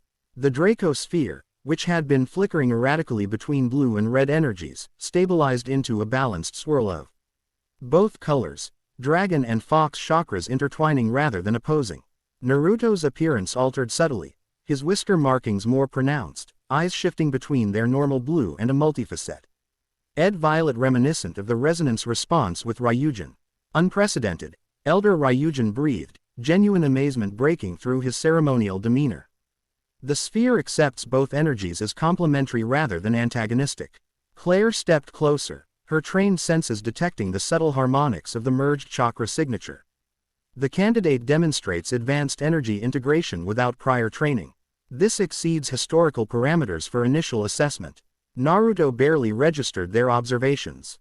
His consciousness expanded beyond normal perception, connecting with the dragons beneath the lake's surface. He sensed their curiosity, their ancient wisdom, their evaluation of his worthiness. Unlike humans, they judged him not by heritage or allegiance but by the quality of his spirit, his determination, his capacity for growth, his fundamental compassion despite hardships endured. When he finally withdrew his hands from the sphere, the expanded awareness receded. Gradually rather than vanishing completely. Some residual connection remained, a subtle heightening of his senses, particularly regarding draconic energies. The first trial concludes, Elder Ryujin announced formally. The candidate demonstrates significant potential consistent with preliminary Dragon Sage indicators. The pronouncement should have felt momentous, yet Naruto's attention had already shifted elsewhere. During his communion with the Draco sphere, he'd glimpsed something troubling, a shadow moving across his perception of the region's dragon habitats, a disturbance in energetic patterns that suggested deliberate interference. Something's wrong, he said, interrupting whatever ceremonial statement Elder Ryujin had been about to make. There's a disruption in the dragon network, northwest of here. Maybe 20 miles. The elders exchanged alarmed glances. Impossible, stated one. An outsider couldn't possibly access the regional awareness after a single exposure to the Draco sphere. Clair, however, closed her eyes in concentration, extending her own senses as a dragon trainer. After several seconds, her expression hardened. He's right. The Ice Path Dragon Sanctuary is experiencing energy fluctuations consistent with external interference. Team Eclipse, Naruto said with certainty, the name emerging from impressions gathered through the sphere's connection. They're after something specific, something ancient buried deep in the ice. Elder Ryujin raised his staff, authority radiating from his posture. Assemble the Guardian response team, he commanded one of the younger council members. Secure the Ice Path's sanctuary immediately. I'm going to, Naruto stated, not as request but as fact. Whatever they're doing, it connects to why Ryujin sought me out. The elder studied him with penetrating intensity before nodding once. Clair will accompany you. This disturbance during your trial cannot be coincidental.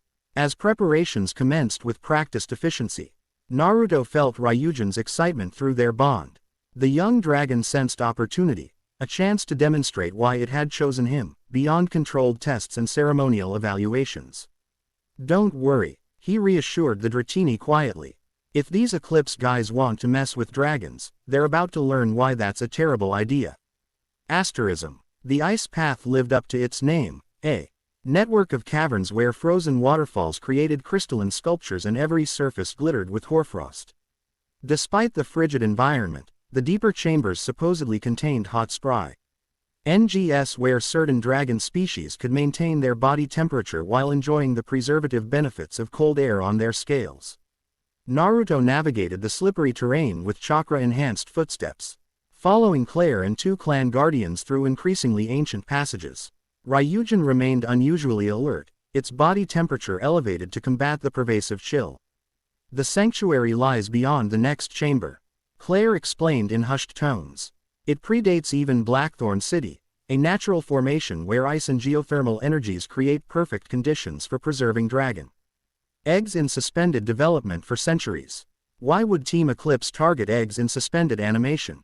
Naruto wondered aloud. Wouldn't active dragons be more useful for whatever they're planning? Ancient eggs often contain genetic lineages no longer found in modern populations, replied one of the guardians.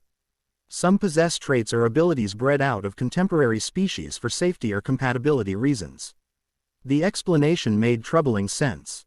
If Team Eclipse sought raw power regardless of stability or ethical considerations, ancient genetic material would prove tempting indeed. They paused at the threshold of a massive cavern, assessing the situation before proceeding. Unlike the previous chamber's pristine conditions, this space showed clear signs of disturbance, tool marks on ice walls, temporary lighting equipment positioned strategically, and most alarmingly, several unconscious Pokémon that had apparently attempted to defend their territory. We're too late, the second guardian whispered. They've already breached the inner sanctum. Clair's expression hardened. Split up. Search pattern Delta. Priority is securing any remaining eggs and identifying exactly what they've taken. As the group dispersed, Naruto followed his instincts toward the cavern's deepest section, where the disruptive energy he'd sensed through the Dracosphere felt strongest. The temperature dropped with each step, his breath forming crystals that tinkled musically as they fell to the icy floor. The passage opened suddenly into a perfectly circular chamber unlike anything natural geology could produce.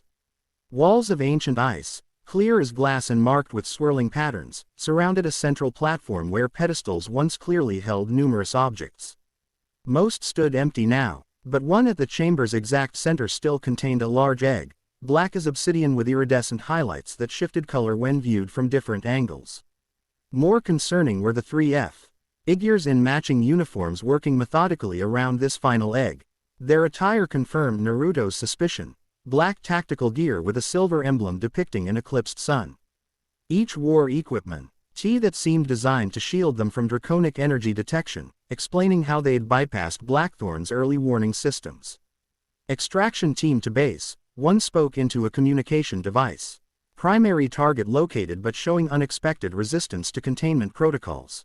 Requesting technical guidance. The containment unit's power consumption is off the charts, reported another. Monitoring equipment connected to the pedestal. This specimen's energy signature exceeds baseline projections by 340%. Adjust the suppression field and proceed, came a clipped response through their communicator. That egg contains genetic material potentially predating the evolutionary divergence of modern dragon lineages. Its acquisition is non-negotiable. Naruto had heard enough. With practiced efficiency, he created 3 shadow clones who immediately circled to different positions around the chamber. The sudden appearance of multiple chakra signatures alerted the Team Eclipse operatives, who spun to face the perceived threat. Sorry to interrupt your fossil theft, Naruto called, stepping into view with Ryujin alert beside him. "But I'm pretty sure those eggs aren't yours to take." The lead operative assessed him with cold efficiency, noting his Konoha headband and the Dratini at his side. Unexpected interference. Ninja. Based on attire. Terminate and proceed with extraction. All three operatives reached for Pokeballs simultaneously. Their selections materialized in coordinated flashes: a Zweilous, a Fracture, and a Shelgon, each bearing unusual mechanical components attached to their bodies.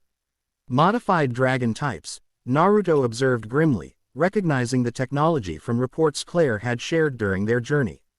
Team Eclipse had developed methods to override dragons' natural restraint mechanisms, pushing them toward premature evolution and unnatural power output.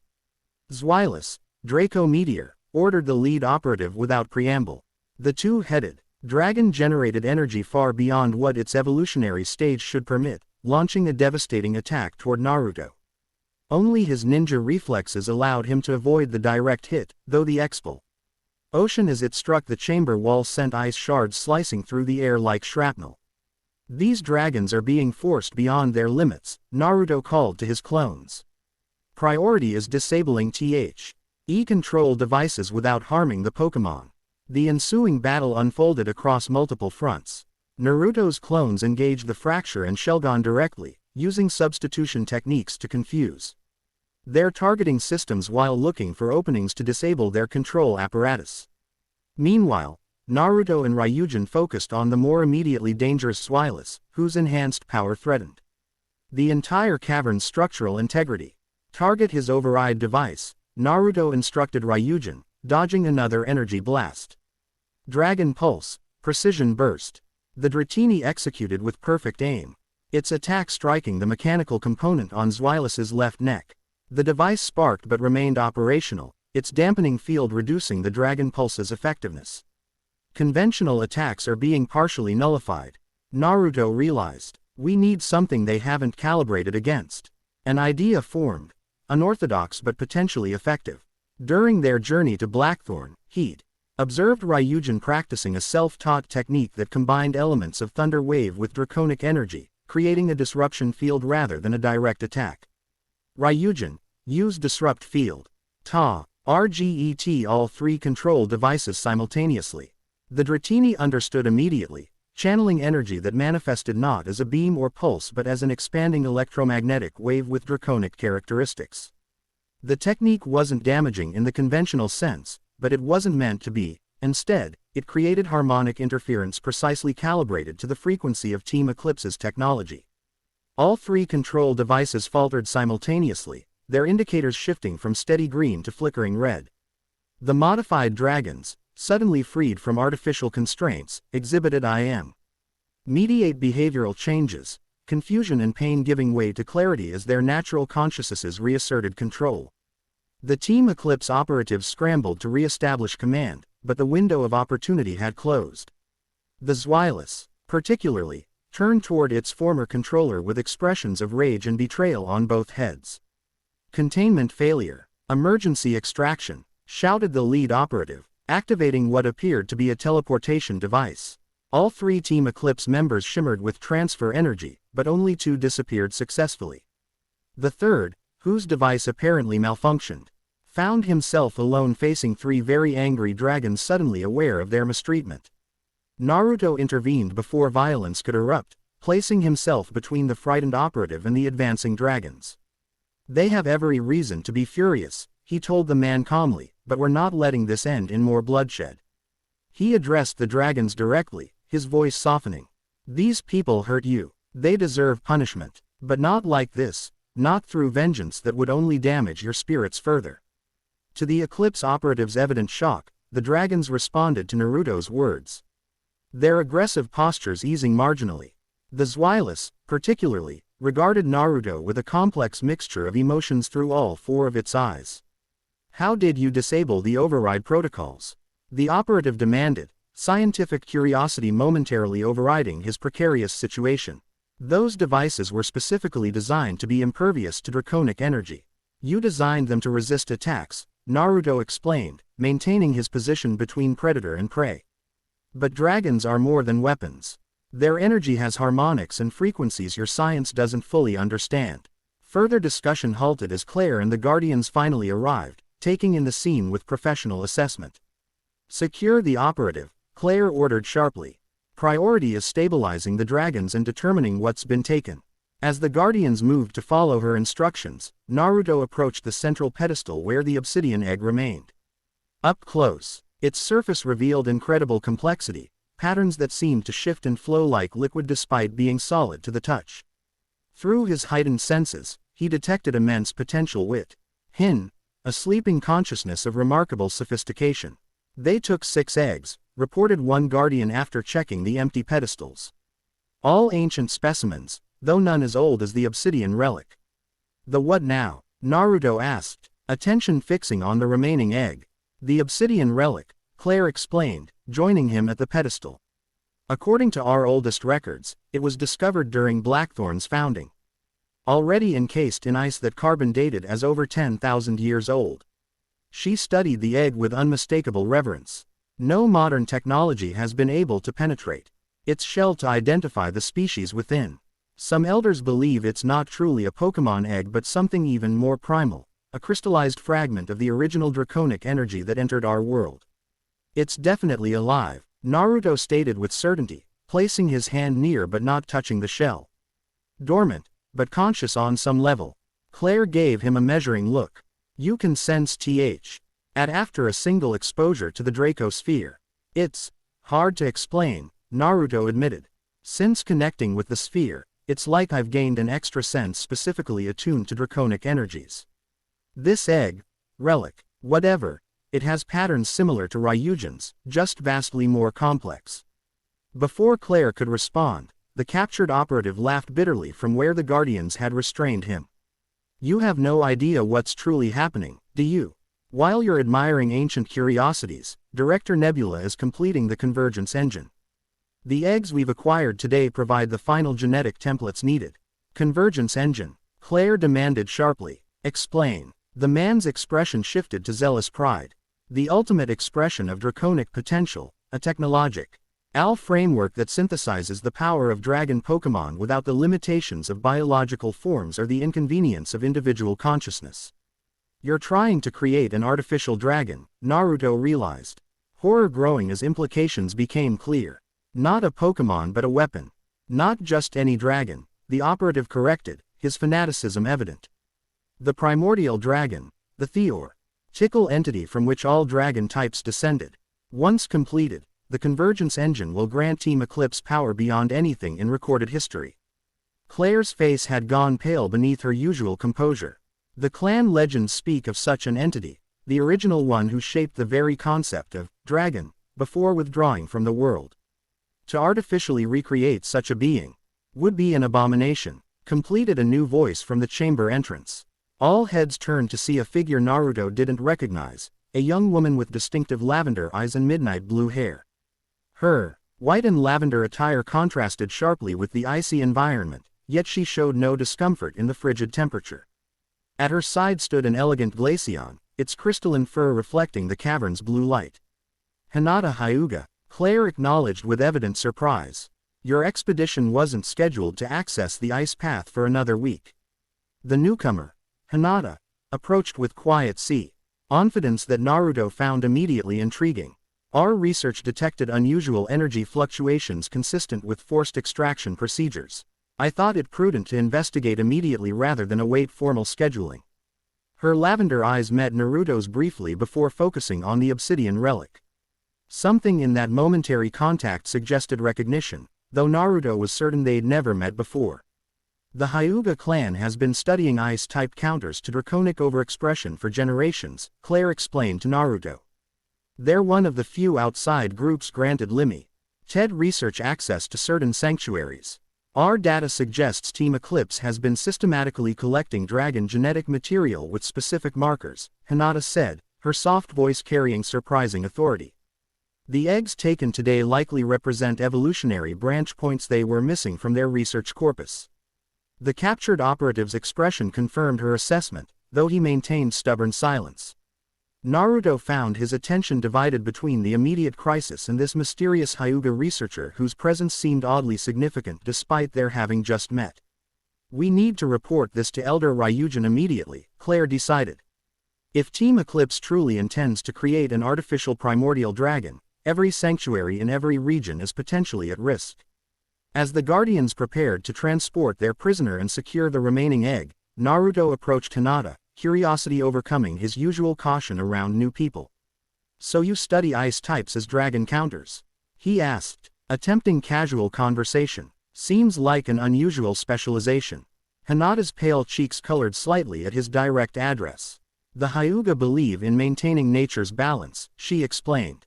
"Dragons represent tremendous power, but ice embodies precision and clarity, qualities equally valuable but often overlooked." "Makes sense to me," Naruto replied with genuine interest. "I'm Naruto Uzumaki, by the way. From Konoha. I know who you are," she said softly, then seemed immediately embarrassed by the admission. "That is, your arrival has been discussed throughout Blackthorn. The potential dragon sage candidate." Something about her demeanor suggested more familiarity than her words implied, but before Naruto could pursue this curious inconsistency, Clair interrupted. "We've stabilized the modified dragons and secured the sanctuary," she reported. "Naruto, your quick action prevented a complete theft. The elders will want a full debriefing." As they prepared to leave the ice path, Naruto noticed Hinata studying Ryujin with scholarly interest. The Dratini, normally reserved around strangers, responded with unusual acceptance to her presence. "Your Dratini displays remarkable energy harmonics," she observed. "The resonance patterns suggest advanced synchronization despite your presumably recent partnership." "We connected pretty instantly," Naruto acknowledged. "Though I'm still figuring out exactly what that means." Hinata nodded thoughtfully. "The legends say true dragon sages form bonds transcending ordinary trainer-Pokémon relationships. Their connection operates on energy frequencies invisible to normal perception." "You seem to know a lot about this sage business," Naruto remarked. A mysterious smile touched her lips. "The Hyuga have preserved certain knowledge predating even the Dragon Clan's records. Our eyes see patterns others miss." Before he could question this cryptic statement, she bowed formally. "I look forward to observing your trials, Naruto Uzumaki." They promised to be illuminating.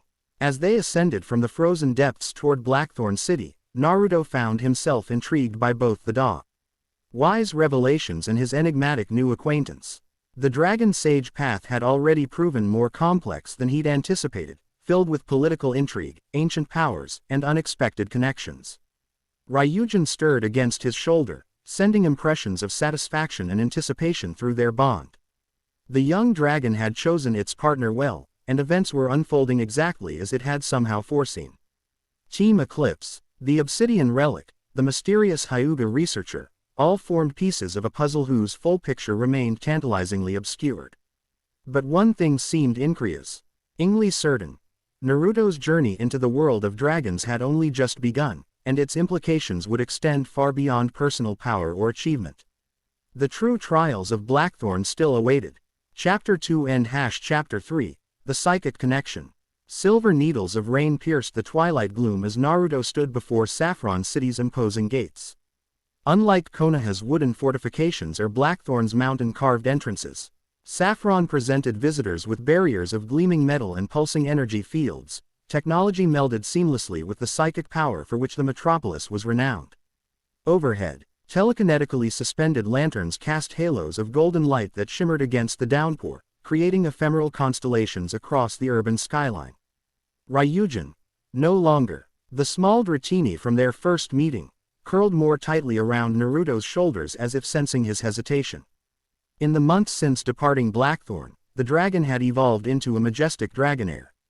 Its serpentine body now nearly 12 feet long when fully extended.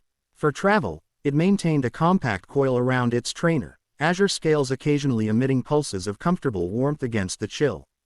"Some welcome, huh?" Naruto murmured, adjusting his travel cloak, a parting gift from Elder Ryujin, woven with threads that resonated with draconic energy. The garment had proved useful during their journey through Mount Silver's treacherous passes, where wild dragons responded to its subtle harmonics with curiosity rather than aggression. The guards stationed at Saffron's Gate watched him with the particular wariness reserved for obvious foreigners.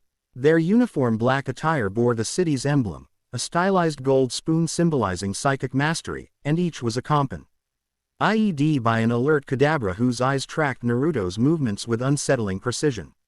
"State your business in Saffron City," commanded the senior guard, her tone carrying the distinctive cadence F1 accustomed to reading surface thoughts. Traveling trainers must register at the Pokémon Center before proceeding further. Naruto stepped forward, raindrops glistening on his whisker markings. As he presented the scroll bearing Elder Ryujin's official seal, "Naruto Uzumaki of Konoha Village. I seek audience with gym leader Sabrina regarding matters of mutual interest between the Dragon Clan and Saffron's Psychic Assembly."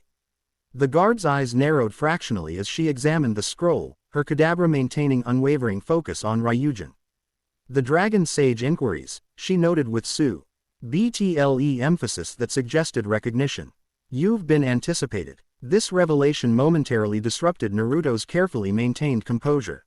Throughout his journey from Blackthorn, he'd follow intuition and fragmented visions glimpsed during Dragon Sage training, impressions of an ancient connection between draconic and psychic energies, centered somehow on Saffron City.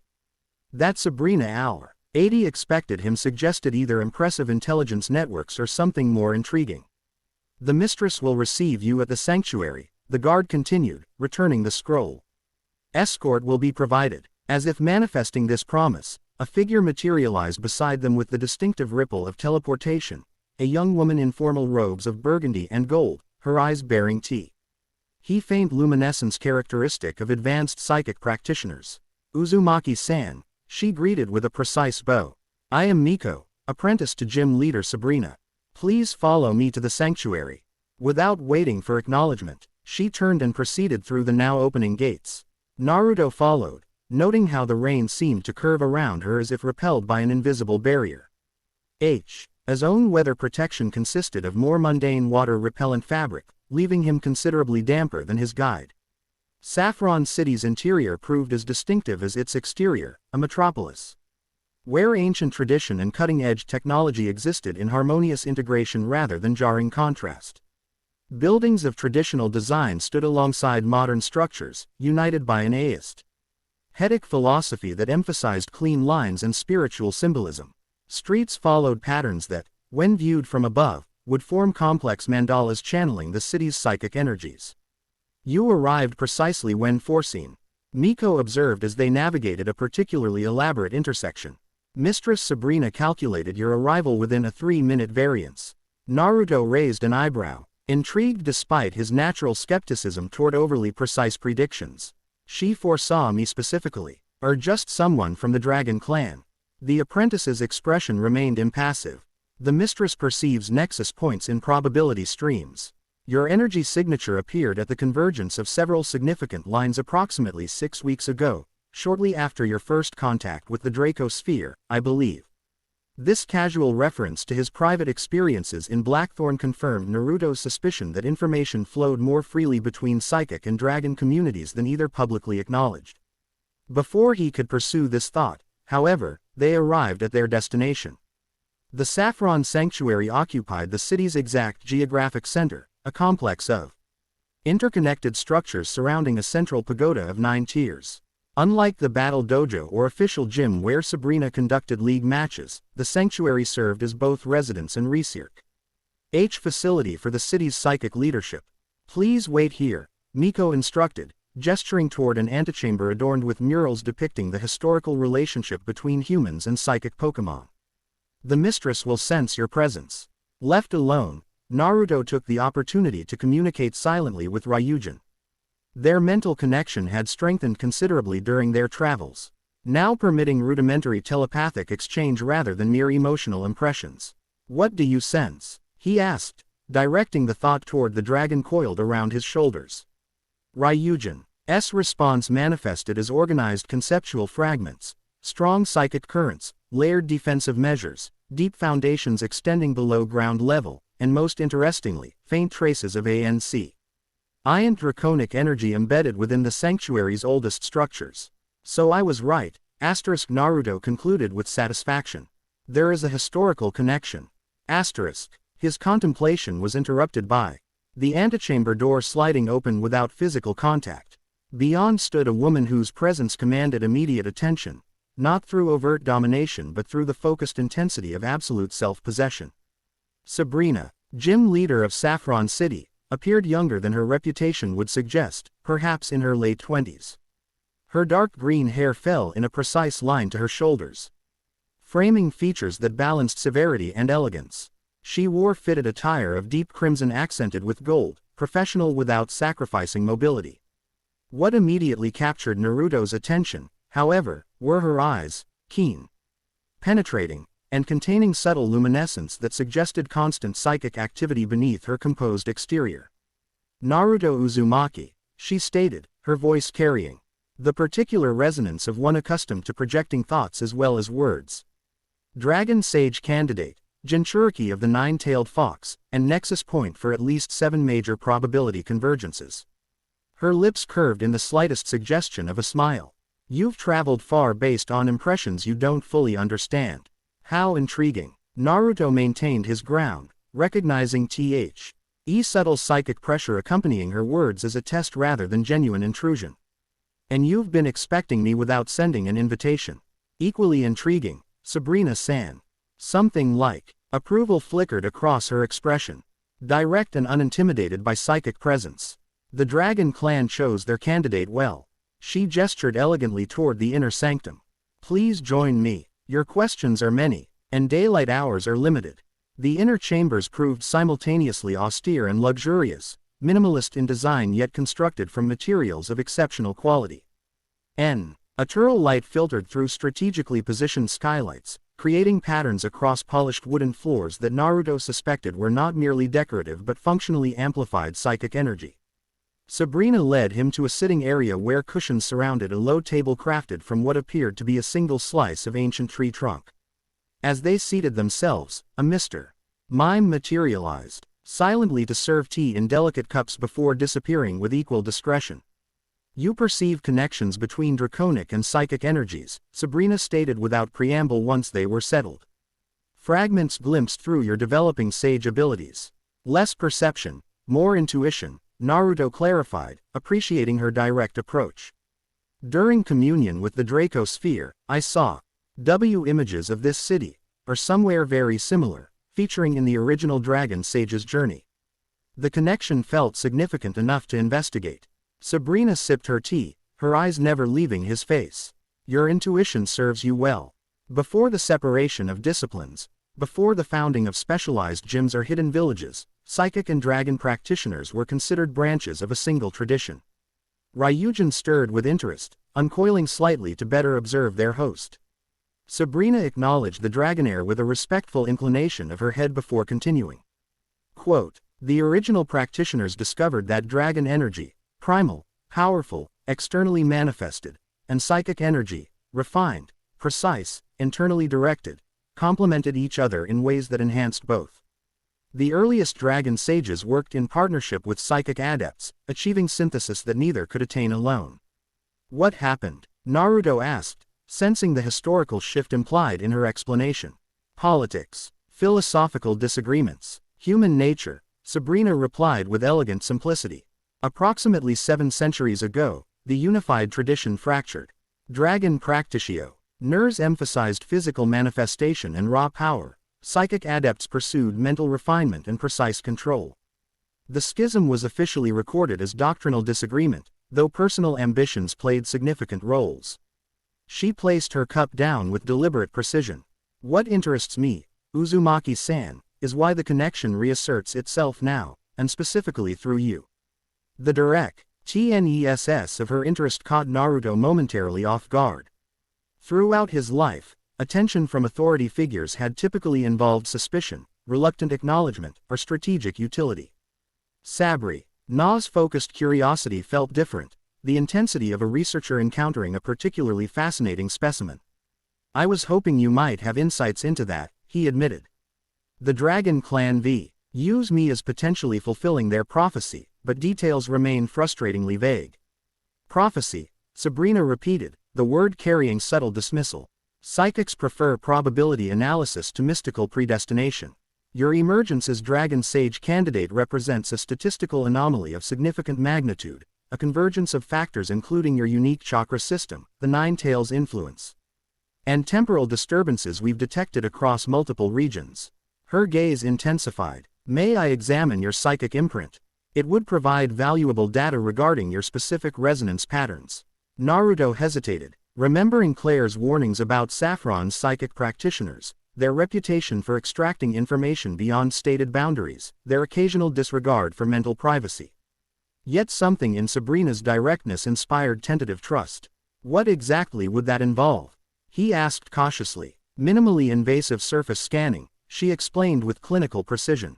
I would perceive the energetic architecture of your mind without accessing specific memories or thoughts. Consider it similar to examining a building's structural blueprint without entering individual rooms. After brief consideration, Naruto nodded agreement. Proceed, but Ryujin will monitor the process. He glanced at his draconic partner, who straightened alertly. Dragons are surprisingly sensitive to psychic boundaries. If Sabrina took offense at this implied limitation, she showed no sign. Instead, she inclined her head in acknowledgement before raising her hands to frame his face without actually touching him. Please relax and maintain normal breathing patterns. The process takes approximately 40 seconds. Naruto felt the subtle pressure of her psychic probe, delicate, precise, and remarkably respectful of the boundaries established. Unlike previous experiences with mind-affecting techniques, Sabrina's approach carried no sensation of intrusion, merely of professional observation. What he hadn't anticipated was his own awareness of the process. Through his developing sage abilities, Naruto perceived Sabrina's psychic energy as luminous indigo streams that mapped his chakra network with methodical thoroughness. More surprisingly, he could sense Ryujin's protective presence forming a draconic counterpoint, azure barriers that monitored the psychic currents without disrupting them. When Sabrina withdrew, her expression had transformed from clinical interest to genuine fascination. Extraordinary, she murmured, the professional distance in her voice momentarily thinned by authentic wonder. Your energetic architecture contains harmonics I've never encountered, frequencies that shouldn't theoretically coexist yet maintain stable integration. The Nine Tails and Dragon Sage energy, Naruto suggested, familiar with this particular contradiction from his Blackthorn training. Not merely their coexistence, Sabrina corrected, but the emergence of entirely new patterns from their interaction. Your chakra system is evolving towards something unprecedented, neither purely draconic sage nor conventional Jinchuriki, but an entirely new energetic category. She rose in a fluid motion. This requires deeper investigation. Would you be willing to participate in specialized resonance testing? Our facilities include equipment designed to maze your subtle energetic harmonics impossible to detect through conventional scanning. That depends, Naruto replied, standing to match her. I came seeking information about the historical connection between dragon and psychic traditions. Is this testing related to that inquiry? A subtle smile touched Sabrina's lips, the first genuine expression of pleasure he'd observed. Directly related. Sensitive equipment resides in the original foundation chambers beneath the sanctuary, structures dating to the unified tradition's height, containing inscriptions and artifacts from that period. The opportunity to access such historical resources aligned perfectly with Naruto's purpose in seeking Saffron City. Lead the way, he agreed, Ryujin shifting position in anticipation of movement. Sabrina guided him through corridors of increasing antiquity, each level they descended revealing architecture of earlier design. Modern lighting gave way to crystal illumination similar to Blackthorn's, then to more primitive torches that ignited at their approach through some combination of technology and psychic activation. Few visitors are permitted in these lower chambers, Sabrina explained. As they passed sealed rooms containing glimpsed artifacts of obvious significance. The unified tradition left behind objects of considerable power, tools designed to amplify both psychic and draconic abilities simultaneously. Dangerous in the wrong hands, Naruto observed, understanding why such items would be secured. Precisely. After the schism, both factions agreed that certain technologies and techniques were too potent for casual access. The Dragon Clan secured some artifacts, our predecessors maintained others. The most powerful items were sealed in neutral territories under joint custodianship. They reached an ancient archway inscribed with symbols Naruto recognized from his Blackthorn studies, an older form of the language used in Dragon Clan ceremonies, intertwined with characters he didn't recognize but assumed represented psychic tradition. The resonance chamber, Sabrina announced, placing her palm against a crystal embedded in the archway. It illuminated at her touch. Scanning her psychic signature before the massive stone door began retreating into the wall with surprising silence for its evident weight. The chamber beyond defied Naruto's expectations. Wrath, Earth and the sterile laboratory implied by testing facility, they entered a perfect hemisphere carved from what appeared to be a single massive crystal. The floor featured concentric circles of different materials, metals, stones, and substances Naruto couldn't identify, all leading to a central platform designed to accommodate a single person. Most striking were the walls, crystalline surfaces covered in intricate carvings depicting dragons and humanoid figures in various poses suggesting partnership and power channeling. Between these figures flowed patterns that Naruto instinctively recognized as energy circuits, designed to direct and amplify specific frequencies. This chamber predates Saffron City by at least 4 centuries, Sabrina explained, her voice softening with rare reverence. The unified tradition created it as both teaching tool and research instrument. According to our records, Dragon Sage candidates and psychic adepts underwent joint training here to achieve energy harmonization impossible through separate practice. Naruto approached the central platform, where the concentric circles converged. Through his enhanced senses, he detected residual energy, ancient but still potent, embedded within the chamber's structure. It's been used recently, he observed, noting disturbance patterns in the ambient energy. Sabrina's expression revealed subtle surprise at his perception. Yes, for the past 3 months, we've conducted specialized research here following detection of the probability nexus I mentioned earlier. She gestured toward the platform. Would you be willing to stand at the focal point? The chamber's design will naturally amplify and analyze your energy signature without requiring invasive techniques. Though cautious, Naruto recognized the opportunity's value. Understanding his own evolving abilities would provide advantages against whatever threats emerged from Team Eclipse's activities. With a nod to Ryujin, who reluctantly uncurled his shoulders to observe from the chamber's perimeter, he stepped onto the central platform. The effect was immediate and unexpected. As his feet contacted the convergence point, the chamber's crystalline surfaces illuminated with azure radiance that rapidly shifted through spectral variations before stabilizing as pulsating patterns of blue and purple light. The concentric circles beneath him activated sequentially from perimeter to center, each ring emitting distinctive frequencies that Naruto perceived as both sound and color.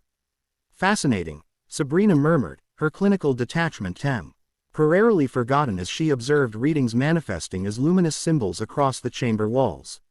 Your resonance patterns align with theoretical models predicted in our oldest manuscripts, the Hickel harmony confluence, described but never actually recorded in historical observation. Naruto barely registered her commentary, his attention captured by unexpected sensory input. The chamber's activation had expanded his perception beyond normal parameters, creating awareness of energy currents flowing throughout Saffron City and beyond. He sensed the psychic network connecting sanctuary practitioners, the distinctive signatures of powerful trainers throughout the metropolis, and most significantly, a massive concentration of draconic energy approximately 20 miles northwest, pulsing with artificial rhythms that suggested technological manipulation. There's a facility, he stated, his voice acquiring harmonics that resonated with the chamber's crystalline structure. Team Eclipse, they're containing multiple dragon types, forcing accelerated energy production through mechanical means. Sabrina moved closer, professional fascination evident in her intensity. You're perceiving current conditions outside the city.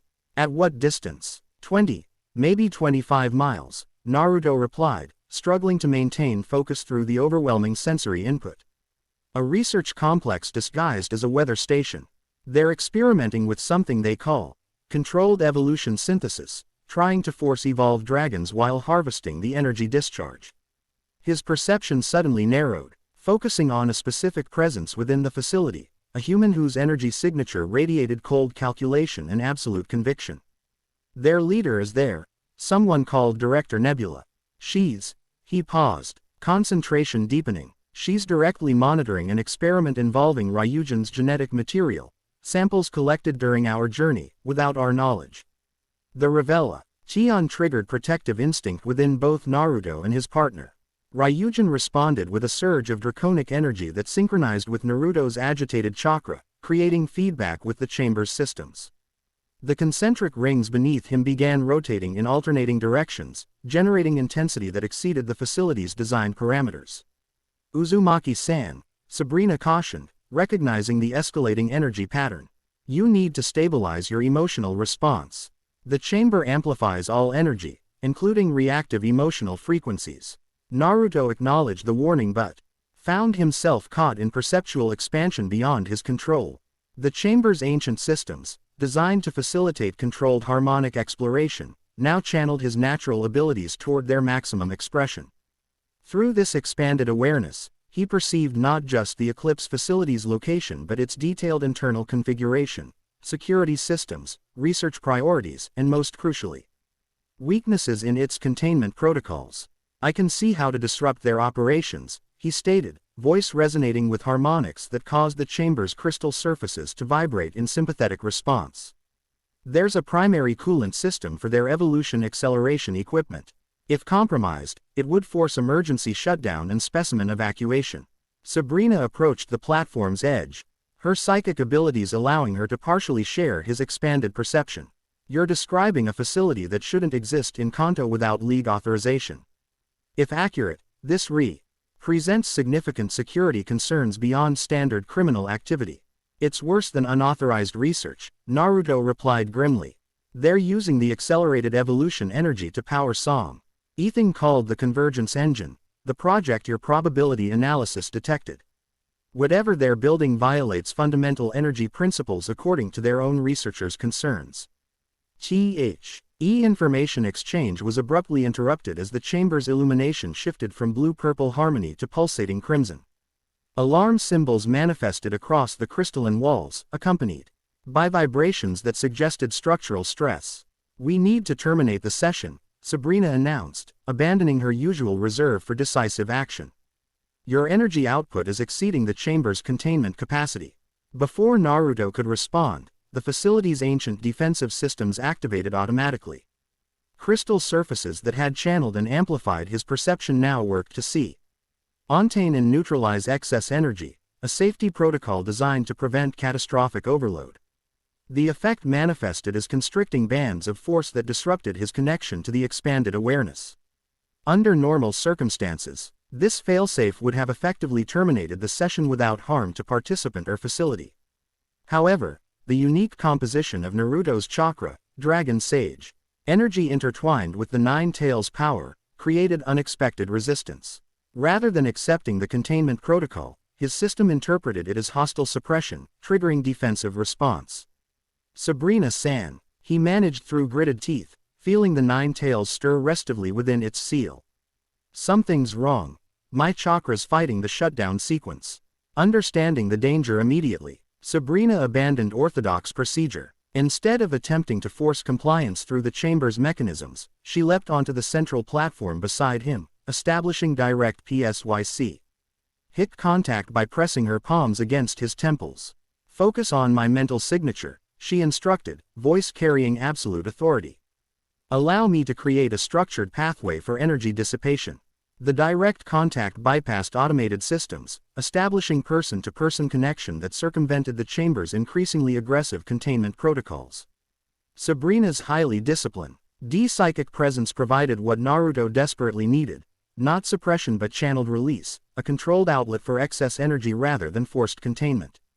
For several intense moments, remained locked in this connection, Naruto's volatile chakra flowing through pathways Sabrina meticulously constructed and maintained despite evident strain. Ryujin contributed crucial support, its draconic energy creating stabilizing resonance that gradually brought the chaotic system toward equilibrium. When balance finally restored, the chamber's emergency indicators faded from crimson to amber. Then reluctantly to normal blue illumination. Sabrina stepped back, her composed exterior showing rare evidence of exertion, slightly accelerated breathing and microscopic beads of perspiration at her temples. That, she stated with admirable understatement, was not the expected outcome of preliminary testing. Naruto exhaled slowly, feeling aftermath tremors through his chakra network. Sorry about that. My energy system tends toward the unpredictable side. Unpredictable is an insufficient descriptor, Sabrina replied, scientific interest visibly reasserting itself through lingering concern. You generated output exceeding this chamber's specifications, a facility designed to accommodate multiple S-rank psychics simultaneously. She studied him with renewed intensity. More significantly, you accessed perceptual ranges theoretically impossible without specialized equipment and decades of training. The Unified Tradition manuscripts describe such capabilities in mythological terms rather than practical observation. Quote, Naruto stepped carefully from the platform, Ryujin immediately moving to rejoin him. The information about Team Eclipse's facility, you believe it's accurate. Your psychic imprint contained no deception markers, Sabrina confirmed. While verification is necessary, I consider the intelligence highly credible. The question becomes how to respond appropriately. The shift from theoretical research to practical threat assessment occurred with remarkable efficiency in her approach, a flexibility Naruto found impressive given the stereotypical rigidity associated with psychic specialists.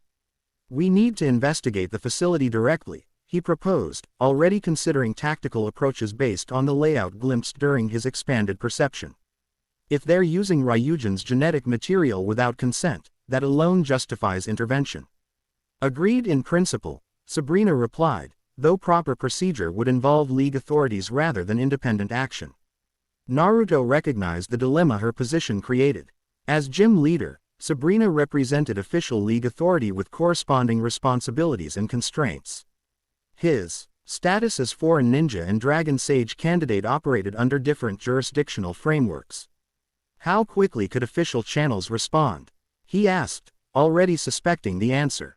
Investigation authorization would require minimum 72 hours, she acknowledged, during which evidence could be relocated or destroyed, and if a concerned trainer happened to investigate suspicious activity without official sanction.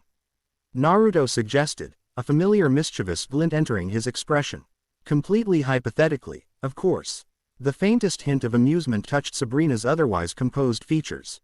Hypothetically, such independent action would not reflect gym leader authorization or knowledge. Equally hypothetically, sensor arrays monitoring northern transportation routes will experience maintenance downtime between 2200 and 2 o'clock hours tonight. Her indirect support confirmed Naruto's developing impression that beneath Sabrina's formal exterior existed practical pragmatism when circumstances warranted. Purely coincidental timing, he agreed, matching her oblique approach. Completely unrelated to any unofficial investigations. Precisely. She gestured toward the chamber exit. We should return to the upper levels. You'll require rest before your evening activities. As they ascended from the ancient chamber, Naruto found himself reassessing Sabrina with growing appreciation. Her analytical approach provided refreshing contrast to both Konoha's hierarchy-driven decision-making and the Dragon Clan's tradition-bound deliberation. She observed, evaluated, and acted based on objective assessment rather than political expediency or historical precedent. You've gone quiet, she noted as they reached the sanctuary's main level. Processing implications of what you perceived. Partly, Naruto admitted, also considering that you're surprisingly flexible for someone with your reputation. The Dragon Clan describes Saffron's leadership as brilliant but rigid. Perceptions often reflect projective bias rather than objective observation, Sabrina replied, leading him toward what appeared to be private quarters. The Dragon Clan values tradition. Thus they perceive deviation from established protocol as rigidity rather than disciplined precision. She paused before an elegantly appointed door. These guest chambers should provide adequate accommodation. Food will be delivered shortly, and I've taken the liberty of having specialized equipment prepared for your evening undertaking. The efficiency of these arrangements suggested Shiha-D anticipated not just his arrival but his likely course of action, an impressive feat of either probability calculation or intuitive understanding of his character. Thank you, Sabrina-san, he said with genuine appreciation, for the accommodations and for your hypothetical support. She regarded him with that measuring gaze that seemed to catalog every detail for future reference. Your Argence's nexus point represents significant research opportunity. Facilitating your continued functionality serves multiple interests. Despite the clinical phrasing, Naruto detected something beyond deep pure scientific motivation in her assessment, perhaps professional curiosity evolving toward personal interest. Before he could explore this impression further, she continued with practical matters. Rest and prepare. The equipment will be delivered discreetly before dusk. With that remarkably efficient dismissal, she departed, leaving Naruto to explore accommodations that proved both comfort and strategically positioned for unobserved departure when necessary. Asterism. Night-draped Saffron City in velvet darkness pierced by psychically illuminated streetlights and the glow of residential windows. From his vantage point atop the city's northern boundary wall, Naruto surveyed the forested landscape stretching toward distant mountains. Somewhere in that expanse lay Team Eclipse's hidden facility, close enough to access Saffron's resources, remote enough to avoid casual discovery. The equipment Sabrina had provided proved impressively suitable to his requirements: lightweight tactical GE-AR that accommodated his movement style while providing specialized functionality for the mission ahead. Most valuable was a sensor-dampening cloak designed to minimize detection by both technological systems and psychically attuned security Pokémon. Ryujin hovered beside him in the peculiar levitation characteristic of Dragonair, its serpentine body undulating slightly as it scented the night air. Through their connection, Naruto sensed eager anticipation. This mission represented personal vindication for the dragon, whose genetic material had been harvested without consent. 2 miles northwest initially, Naruto directed through their link. Then we'll establish precise location using the resonance technique. Asterisk. With practiced coordination, they descended the outer wall using chakra and enhanced stealth techniques before accelerating into the forest beyond. Naruto moved with the fluid efficiency developed through years of ninja training, each step precisely placed, every movement economical and purposeful. Ryujin matched this approach with natural grace, navigating between trees with serpentine precision while maintaining perfect synchronization with its partner. Their journey through darkened forest took approximately 40 minutes, pace moderated by caution rather than capability. As they approached the general vicinity identified during chamber perception, Naruto signaled halt.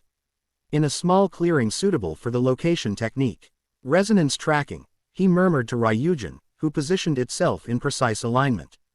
This technique, developed during their Blackthorn training, utilized the dragon's natural sensitivity to its own genetic frequency combined with Naruto's developing sage abilities.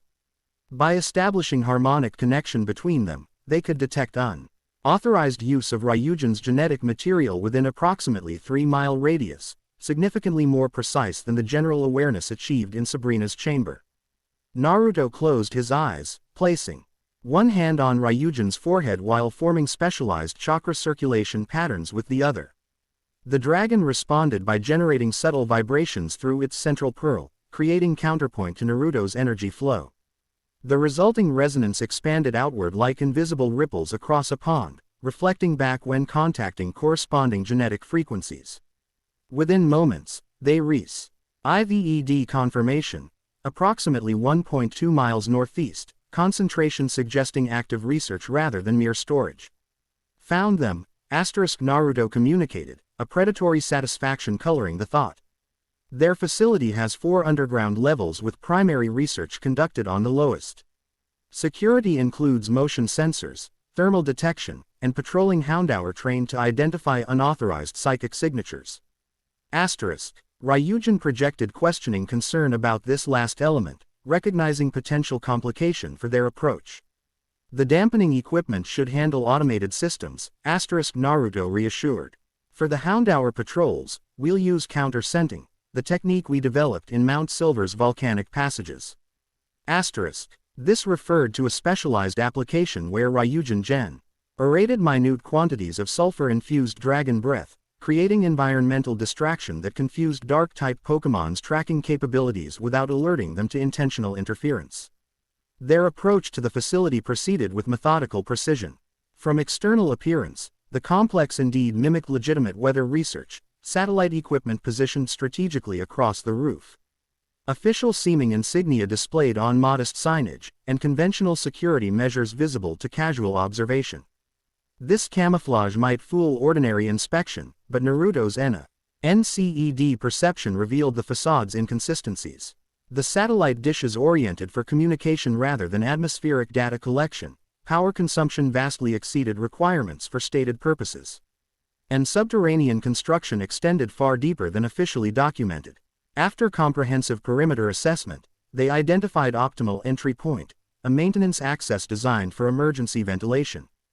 Positioned away from primary security focus, Ryujin implemented counter-sending while Naruto disengaged mechanical locks using techniques that would have made Konoha's infiltration specialists proud. The facility's interior matched expectations generated during chamber perception, clinically austere design emphasizing function over comfort, with standardized layout suggesting corporate efficiency. They navigated service corridors that paralleled main passageways, avoiding patrol patterns predicted through Naruto's earlier perceptual mapping. Their destination, the Primary Genetics Laboratory where Ryujin's samples were being utilized, required descent to the lowest level via restricted elevator access. Rather than attempting electronic override of security systems, Naruto opted for direct approach through the elevator shaft, using chakra-enhanced climbing techniques while Ryujin navigated the vertical space with natural draconic agility. At the fourth underground level, they paused for final assessment before proceeding. Through the elevator door's minute gaps, Naruto detected significant energy signatures, multiple researchers active despite late hour, say. Varel contained dragon specimens under observation, and most concerningly, a powerful human presence whose chakra pattern suggested Jonin-level combat capability. Change of approach, he communicated to Ryujin. Reconnaissance priority, identify research objectives and confirm leadership presence without engagement. The dragon acknowledged with reluctant agreement, understanding tactical wisdom, while maintaining predatory desire for confrontation. With practiced coordination, they extracted from the elevator shaft into adjacent maintenance crawlspace, proceeding horizontally toward the labo rotary complex through infrastructure designed for climate control systems. From concealed observation point within ceiling access panels, Naruto surveyed the genetic research facility with growing concern. Transparent containment units housed dragon Pokémon at various evolutionary stages, each connected to monitoring equipment measuring energy output during artificially induced development acceleration. The dragon's distress remained evident despite sedation, their natural growth patterns disrupted by technological interference. More immediately relevant to their mission, a specialized works station displayed genetic sequencing clearly derived from Ryujin's samples. Researchers compared these sequences against material extracted from ancient dragon fossils, highlighting compatibility markers with particular focus on energy transmission characteristics. The Sacred Guardian lineage confirms theoretical models, stated a lead researcher, addressing someone outside Naruto's visual field. Its genetic structure contains remarkable adaptation potential, particularly regarding energy harmonization across evolutionary boundaries. Timeline for integration with convergence engine components. Asked a female voice carrying unmistakable authority, the same presence Naruto had detected in his expanded perception. Preliminary synthesis achievable within 72 hours, Director Nebula. Full MP implementation requires approximately 2 weeks following successful prototype testing. The researchers' display shifted to comprehensive schematics labeled, Convergence Engine Core, Mechanical apparatus designed around crystalline matrix that disturbingly resembled the Dracosphere's internal structure. Additional diagrams illustrated energy channeling systems clearly intended to extract and erect dragon power without regard for the specimen's welfare or natural limitations. Accelerate timeline to 48 hours, commanded Director Nebula, moving into view with purposeful stride. Her appearance defied conventional villainy. A woman perhaps in her early 40s, silver-white hair cropped precisely at jawline, attire balancing scientific practicality with understated quality. Most notable were her eyes, pale lavender reminiscent of Hyuga clan's distinctive appearance, yet containing coldly analytical quality rather than Hinata's compassionate perception. The Sinnoh acquisition team reports delay acquiring the final component, she continued. We must compensate by advancing synthesis stages that remain under our direct control. Director, interjected another researcher, Axel. Rating biological integration beyond established safety parameters risks specimen degradation. The dragons won't survive extraction at intensified levels. Your concern is noted, Nebula replied without inflection. Specimen survival is tertiary priority behind data acquisition and energy harvesting. Proceed with recalibration immediately. This callous dismissal of Pokémon welfare confirmed everything Naruto had suspected about Team Eclipse's fundamental philosophy. Dragons represented mere resources rather than sentient partners, power sources to be drained without consideration for natural balance or ethical relationship. The realization triggered protective response that proved difficult to control. Beside him, Ryujin radiated barely contained fury at witnessing its genetic material used to perpetuate such abuse. Their emotional synchronization intensified mutually, creating feedback loop that threatened their concealed position through elevating energy signatures. Before Naruto could implement calming technique, one of the contained dragons, of a Brava showing signs of premature evolution, suddenly oriented toward their hiding place, sensing kindred draconic presence despite supposed containment. The unexpected behavior caught researchers' attention, one activating diagnostic equipment that immediately registered energy anomaly within the ceiling infrastructure. Security breach in Section 4, announced the monitoring technician. Unusual energy signature, possible draconic intrusion with human accompaniment. Director Nebula's response demonstrated commanding efficiency. Initiate Containment Protocol 3, secure primary research data and prepare specimen extraction for facility relocation. With their position compromised, Naruto abandoned stealth approach for direct intervention. Change of plans, he whispered to Ryujin. We're preventing that extraction and shutting down their operation permanently. In fluid coordination, they burst through Kaylee-ing access panel. Naruto descending with chakra-enhanced agility while Ryujin manifested in dramatic coil of azure scales and crackling energy. Their synchronized appearance created momentary advantage through shock effect, allowing Naruto to disable nearest security personnel with precise strikes before they could release combat Pokémon. Well, observed Director Nebula with disturbing calm, the Dragon Sage candidate makes personal appearance. How efficiently this consolidates multiple research opportunities. Her casual recognition confirmed Naruto's suspicion that Team Eclipse maintains comprehensive intelligence regarding his activities since Blackthorn. More concerning was her complete lack of alarm despite facility compromise, suggesting either exceptional confidence or predetermined contingency. Your research ends now, Naruto stated, positioning for maximum situational control while Ryujin moved to disable extraction equipment threatening the contained dragons. These Pokémon aren't your property. And whatever you're building with the convergence engine violates natural law. Natural law, Nebula repeated with clinical interest rather than mockery.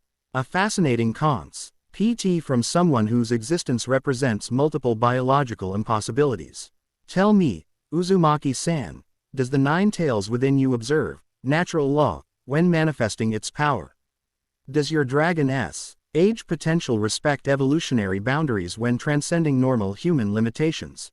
The personalized nature of this challenge confirmed she possessed detailed knowledge of his unique circumstance.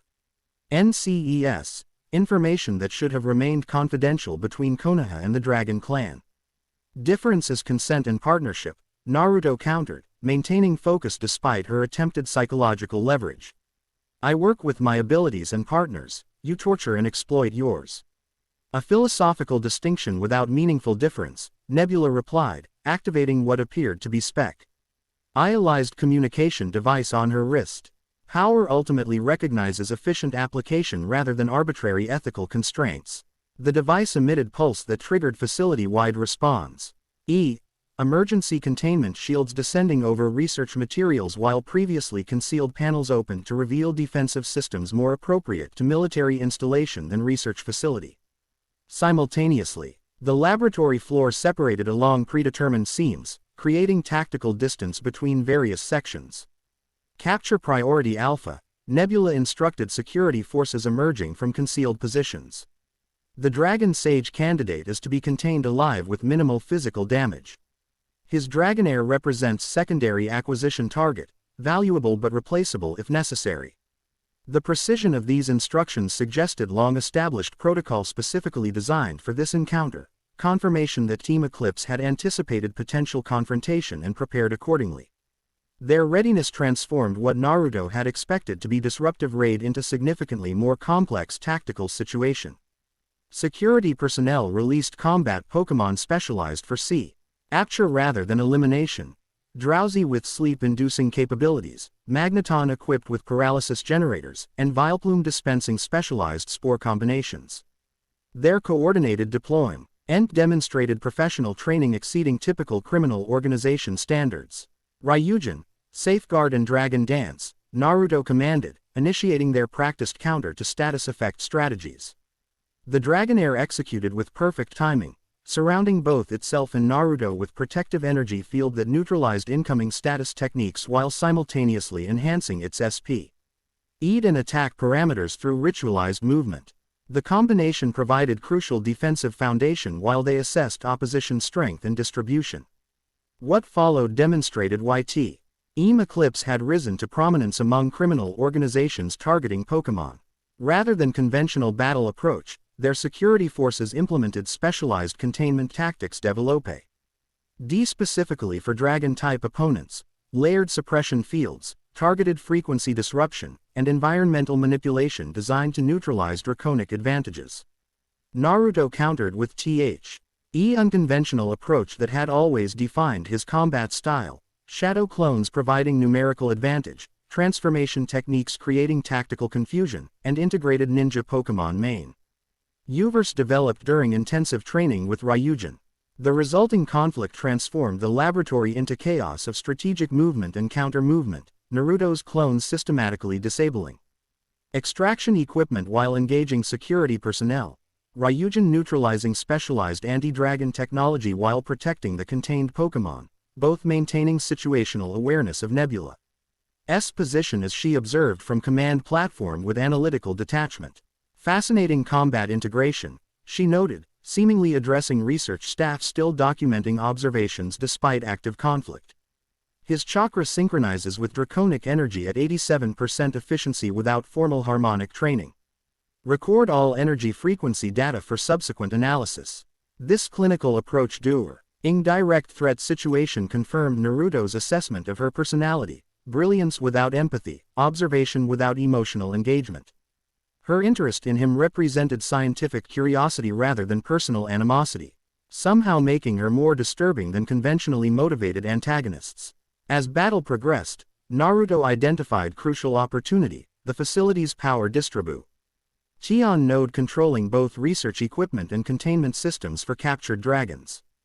Disabling this junction would force emergency protocols releasing contained Pokémon while simultaneously preventing data extraction. Team Eclipse clearly prioritized Ryujin, he called, establishing position for their specialized combination technique. Thunder Wave Catalyst. The Dragonair immediately understood, positioning for maneuver they'd developed during Mount Silver training. By channeling electrical energy through Naruto's specialized chakra circulation, they could generate electromagnetic pulse-affecting technology without harming biological entities, perfect application for current circumstances. Naruto formed necessary hand signs while Ryujin generated initial electrical charge, energies merging through practiced synchronization. The resulting discharge propagated through facility systems with devastating effectiveness, power regulation failing cascaded into containment field collapse, which triggered automatic emergency release for all dragon specimens. The liberated dragons, though weakened from experimentation, retained sufficient instinctual understanding to recognize both their former captors and their liberators. Rather than indiscriminate rampage, they oriented toward Team Eclipse personnel with focused hostility while acknowledging Naruto and Ryujin with draconic recognition of kindred energy. This development shifted tactical balance dramatically. Security forces found themselves addressing multiple draconic opponents rather than concentrated targets. While researchers scrambled to secure critical data before system failure rendered it irretrievable. Director Nebula assessed the situation with remarkable composure before activating secondary communication device. Implement contingency extraction immediately. Priority assets only, the convergence prototype and primary genetic samples. From sealing sections previously unidentified in Naruto's reconnaissance. Mechanical arms descended to secure specific research components, most notably crystalline apparatus containing swirling energy that presumably represented the convergence engine prototype. Simultaneously, previously concealed teleportation pads activated beneath key personnel including Nebula herself. Ryujin, stop that prototype extraction. Naruto commanded, recognizing critical priority while personally moving to intercept Nebula before teleportation completed.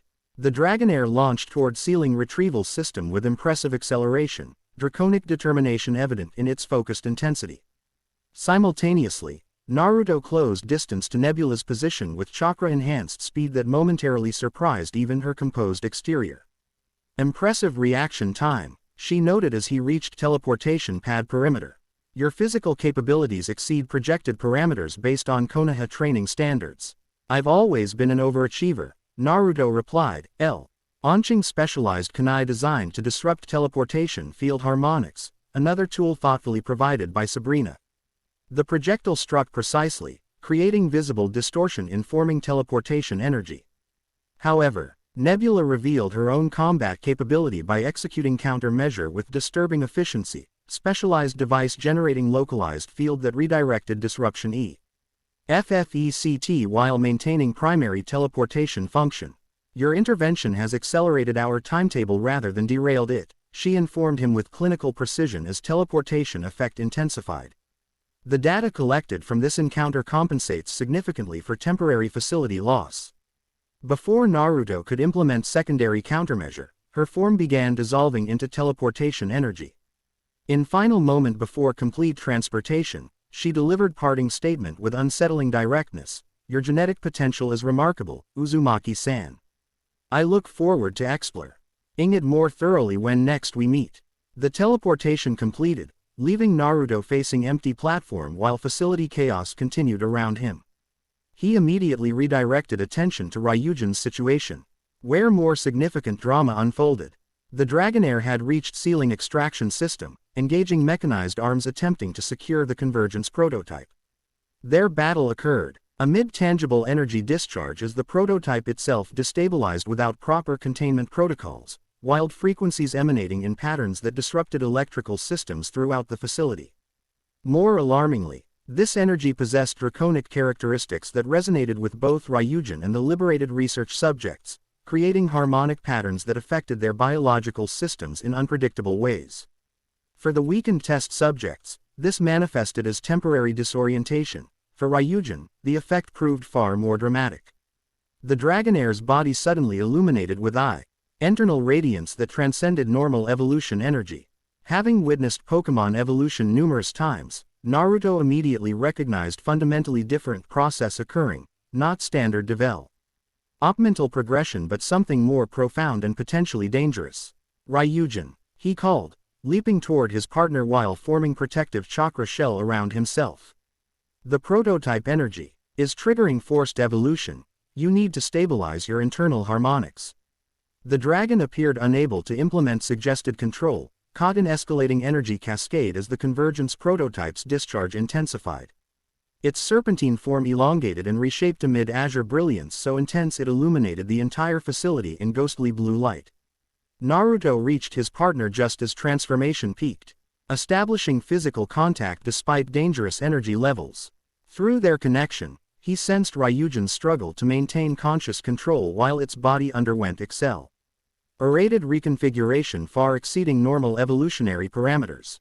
Drawing on Dragon Sage training, Naruto implemented emergency stabilization technique, circulating his own chakra as counterpoint to chaotic evolutionary energy, providing anchoring frequency that prevented complete destabilization. The process demanded precision beyond anything he'd previously attempted, requiring instantaneous adaptation to rapidly changing energy patterns. For several critical moments, outcome remained uncertain, Ryujin's physical form fluctuating between defined shape and amorphous energy as competing influences contested for dominance. Then gradually, incrementally, stability emerged through their combined effort, Naruto's stabilizing presence allowing Ryujin to reassert control over its transforming body. When energy finally dissipated, the result transcended ordinary evolution. Where Dragonair had hovered now floated a Dragonite of exceptional proportion and coloration, larger than typical specimens of its species. with scale patterns bearing luminous markings reminiscent of ancient dragon script glimpsed in Blackthorn's historical murals. Most notably, its eyes retained unusual awareness at evolution typically temporary disturbed during neural reconfiguration. Naruto came distinct telepathic communication rather than impressionistic emotion, clear evidence that evolution had dramatically enhanced their connection. The prototype contains corrupted dragon essence, artificially extracted and mechanically recombined. Fundamentally unstable, this assessment confirmed through direct experience what they had previously only theorized regarding the convergence engine's nature. Team Eclipse wasn't merely forcing evolution but attempting to synthesize artificial legendary Pokémon by combining extracted draconic essence with technological framework, violation of natural order with potentially catastrophic implications. Can you disable it? Naruto asked, noting the prototype continued emitting unstable energy despite extraction system damage. Ryujin, now impressive Dragonite with wingspan exceeding 20 feet, assessed the device with enhanced perception. Not safely while active. Current instability pattern suggests imminent critical failure. Recommend immediate evacuation of all biological entities.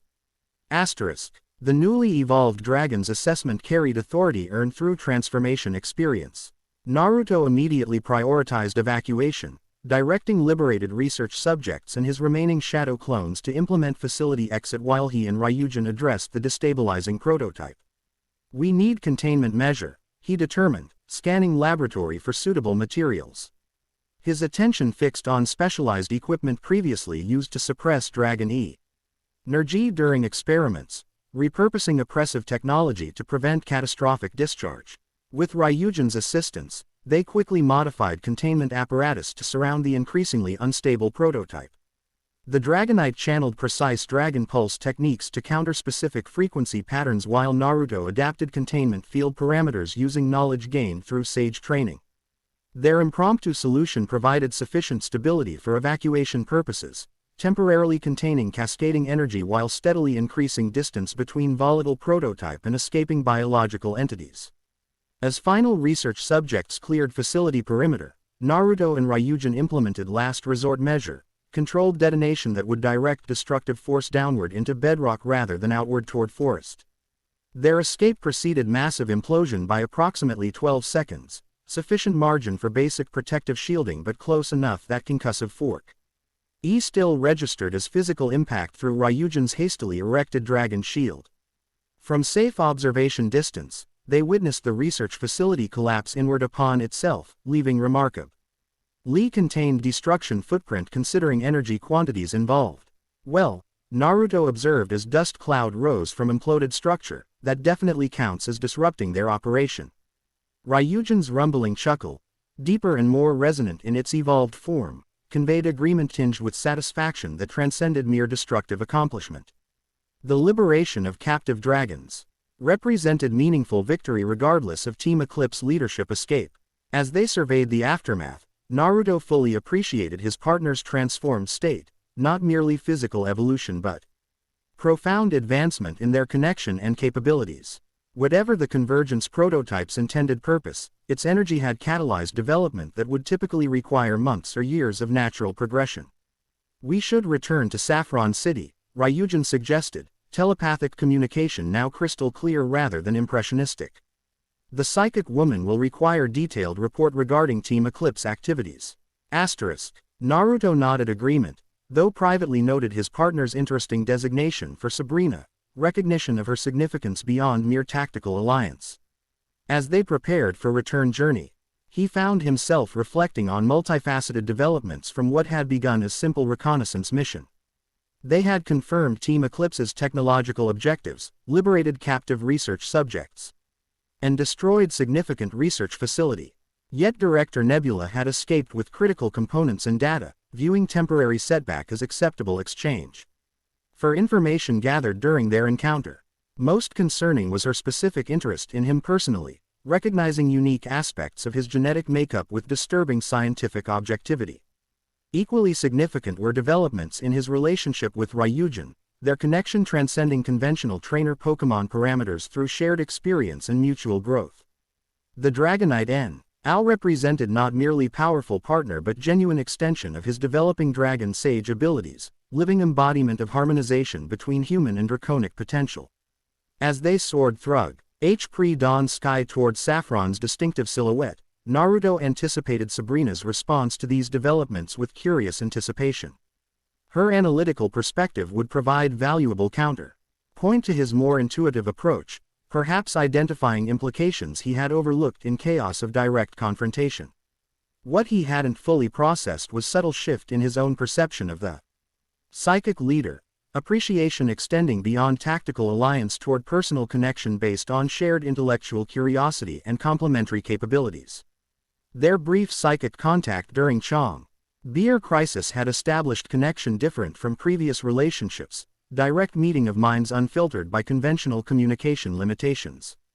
Whether this connection developed further remained to be seen, but Naruto found himself genuinely looking forward to their next interaction, a sentiment apparently shared by Ryujin based on its accelerating flight speed as Saffron's boundaries appeared on horizon. Someone's eager to get back, Naruto observed with knowing smile. The Dragonite's telepathic response carried unmistakable amusement. I merely appreciate efficient debriefing protocols. The psychic woman's analytical capabilities provide valuable strategic perspective.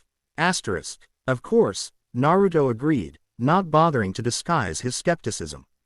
Purely professional appreciation. Their synchronized laughter, human voice and draconic rumble in perfect harmony, carried across pre-dawn landscape, heralding a rival of partnership that transcended conventional classification. Wait. Veer challenges Team Eclipse's convergence engine presented, they would face them with evolving capabilities and deepening connection that Director Nebula's clinical analysis had fundamentally underestimated. Dawn broke over Saffron City as they descended toward the sanctuary's distinctive architecture, golden light illuminating new chapter in journey neither had fully anticipated when departing Konoha what seemed lifetime ago. The Dragon Sage path continued to unfold before them, not as straightforward progression but as complex evolution mirroring Ryujin's own transformation. Chapter 3 End. The End. I hope you enjoyed this episode. Remember to subscribe and like this video. See you in the next video.